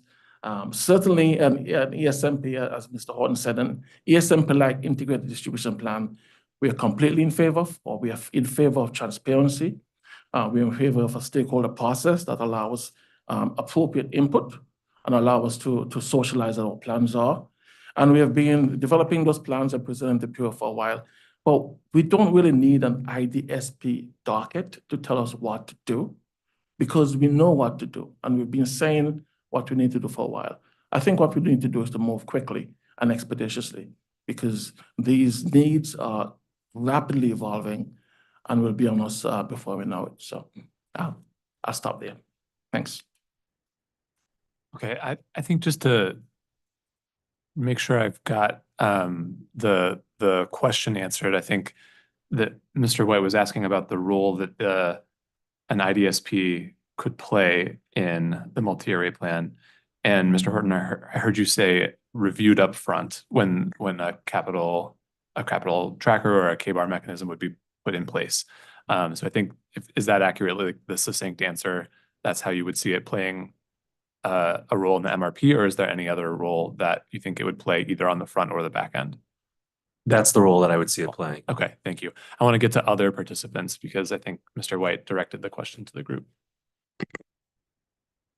I'll echo much of what we just heard, and I'll also disclaim that I am not an engineer, so my insight into the specifics of REO3 is quite limited, but I see two kind of broad roles that an integrated distribution system plan would play in the design of a multi-year rate plan. As it relates to REO1 in this proceeding, the first, just as was described, is I think it's a form of a safeguard. I talked earlier about there being a few different types of protections available to customers. You know, the plant additions we've made will be scrutinized to ensure that they're prudent. We're going to go in a rate case and tell you our plans for the future. I made reference to F7. I made reference to our capital planning program documentation. And I think whatever comes out of the integrated distribution system planning, I would imagine as part of that. That's part of an operational review of the utilities to make sure that we are conducting our business with economy and efficiency. And I mentioned some other safeguards as well, but they're not REO3 related. So I think the first broad link is that's just another tool available to the regulator, interveners, and anyone else to understand transparently how the utilities operate, why we do what we do, and to explain what we see coming in the future. I think the second link, and I talked previously, not to beat this drum about the importance of things hanging together, and one approach to capital funding may make sense for one style or pattern of capital investment, and another one might make sense for a different pattern of capital investment. And so I think to the extent the outcome of the integrated distribution system planning proceeding creates insight into those questions, I think that might, by extension, create insight into the type of capital funding mechanism in REO1 that is most appropriate. For example, if there is a large discrete need for a particular capacity investment in 7 years, 10 years, whatever it is, I think that might lean towards a capital tracker style solution for that need. Whereas if based on what we know today, it's more regular, routine, consistent year over year, that might make a K-bar approach or something else make more sense. So I think those are the two roles I see integrated distribution system planning playing in REO1 and sort of the design of multi-year rate plans broadly. Is one, it's a tool available to regulators and others to assess the company's business operations. And second is it can inform the decision as the most appropriate capital funding mechanism. Thank you, Mr. Hurwitz. One follow-up question there. In the first category that you described of I think I'll just say the upfront review, and you mentioned the F7 SFR for a rate case. Is it, not to hold you to this, but just theoretically speaking, is it the case that you could imagine an IDSP being the basis for the F7 filing, or is there some other relationship that you were getting at there? The basis of is very definitive, but I think there's definitely a link, right? If what we establish as our integrated distribution system planning process, I think would have a very direct effect on what we see it coming in the future. So maybe as I think about it more, the basis of is not quite so strong as I first reacted, but I think that absolutely there's a link between those two things. And I was sort of broadly listing the pieces of evidence that I've seen provided in the past by Avangrid utilities, to provide insight into what we do operationally. And I think whatever comes out of the integrated distribution system planning. And again, recognizing I'm not the engineers familiar with the specifics, I think that would be another thing of that ilk. Great, thank you. Attorney Goodman? Thank you. I actually would like to respond to Mr. Freeman's comments, which I thought were very helpful. And with apologies if this doesn't directly relate to the IDSP necessarily. But the information that you provided regarding, the anticipated future investments in order to accommodate electrification and other, I think policy oriented, but also increasingly, customer demand oriented or driven investments are really significant. I mean, those are enormous costs. And that's simply a commentary on the dollars and not anything in terms of what's driving it. The concern is that if rates reflect capital investments based on some historic spending level, as I said earlier, but we have reason to believe that investments in the future might need to increase to make those investments Mr. Freeman identified that are, that we know are coming. I don't understand it's just a reflection of my understanding of how the PBR, with the I-X mechanism of the tracker or K-bar, something else would actually work in practice. But if we're always playing catch up to account for those incremental costs because we didn't plan for them in rates in the beginning, I don't understand if that's going to kind of design in additional rate shocks as we move forward. Because now, in order to respond to that and account for it or capture those investments, we're now having big steps up for to provide the recovery. That itself could be problematic. So that's part of what's driving the concern of instead trying to set rates based on anticipated projected future capital investments, not only to avoid those kind of unexpected increases based on a tracker where you're catching up, but I think it's also important for PURA and for stakeholders to understand what's coming, to be able to try to set rates and plan based on that. So you could potentially, for other programs, adjust the timing of certain, or adjust targets or timing in order to try to spread the costs out over a longer period of time so that it's more affordable instead of condensing it into rates over a shorter period of time. I don't know, hopefully I'm explaining that I'm not nearly as clearly as other people could, but hopefully clearly enough to understand the concern. But just again, not IDSP specifically, but more concerned about how we're planning for, anticipating, and kind of building the whole rate-making structure around these apparently much larger investments that are coming down the pike that will put even more pressure on energy affordability than we're seeing right now, where those already are a significant concern. Yeah, thank you for the comment. I appreciate that. I think it's something that we're trying to understand and trying to find some ways to solve for us. Thank you for that. Attorney Wheel. Thanks. Yeah, I just wanted to say we're feeling really optimistic about the idea of integrating IDSP with REO1 generally, like the concepts of integrating integrated distribution system planning with the rate making, with setting the revenue requirements. And I think Mr. Hurwitz is completely right that it should help very much to resolve a lot of the concerns that we've had historically and recently in rate cases, with not only like the level of insight that we have into what's rolling into service, but also the time we have to review it. I don't want to repeat too much of all the things I said already in the non-wires technical meeting where I was essentially saying the same thing, but we have, as everyone does, we have resource limitations ourselves, and we like the place we find ourselves now is it's not until we get to analyze a rate case filing that we really have any clue what's going on out there. And it's our job, our mission to be the voice in the room, questioning and probing and trying to advocate for only prudently incurred investments to enter rate base. And there is a legal standard for what's prudent, and that legal standard requires evidence. Like, we need to understand what was in the mind of the utility executives or the decision makers at the companies when they decided to make these investments. And the system we have in place now, at least in recent history, it's no secret based on our briefs and arguments in those cases, from our perspective, has not given us the material we need to actually be able to even call the balls or strikes on that one way or the other. So that is the primary source of our discomfort with ideas like forecasted plant and service.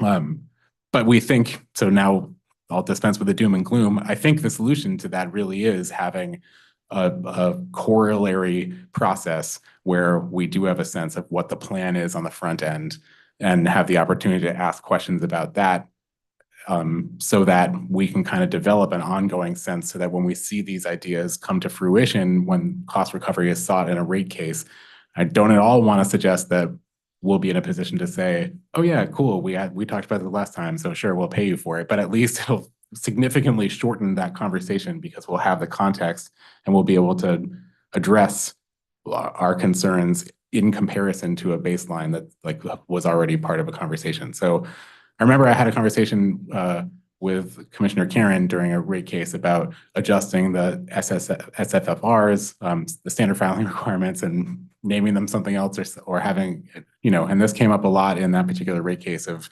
there needs to be some sort of regulatory proceeding or something to develop to answer this question. And so we're really excited about REO3 because we think we're hopeful that this is the thing that we need to get there. So hopefully that's going to make everybody happy to hear.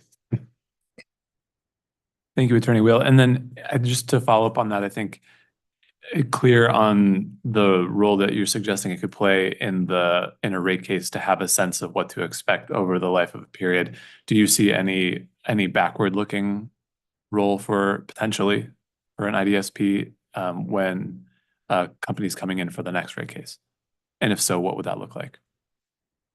Yeah, I think, well, I'm not sure if I might be misunderstanding your question, but I think the IDSP serves the same function in my mind as like what I was talking about before for when you design a tracker, that it gives that budget that you're comparing against when it's something to look back at.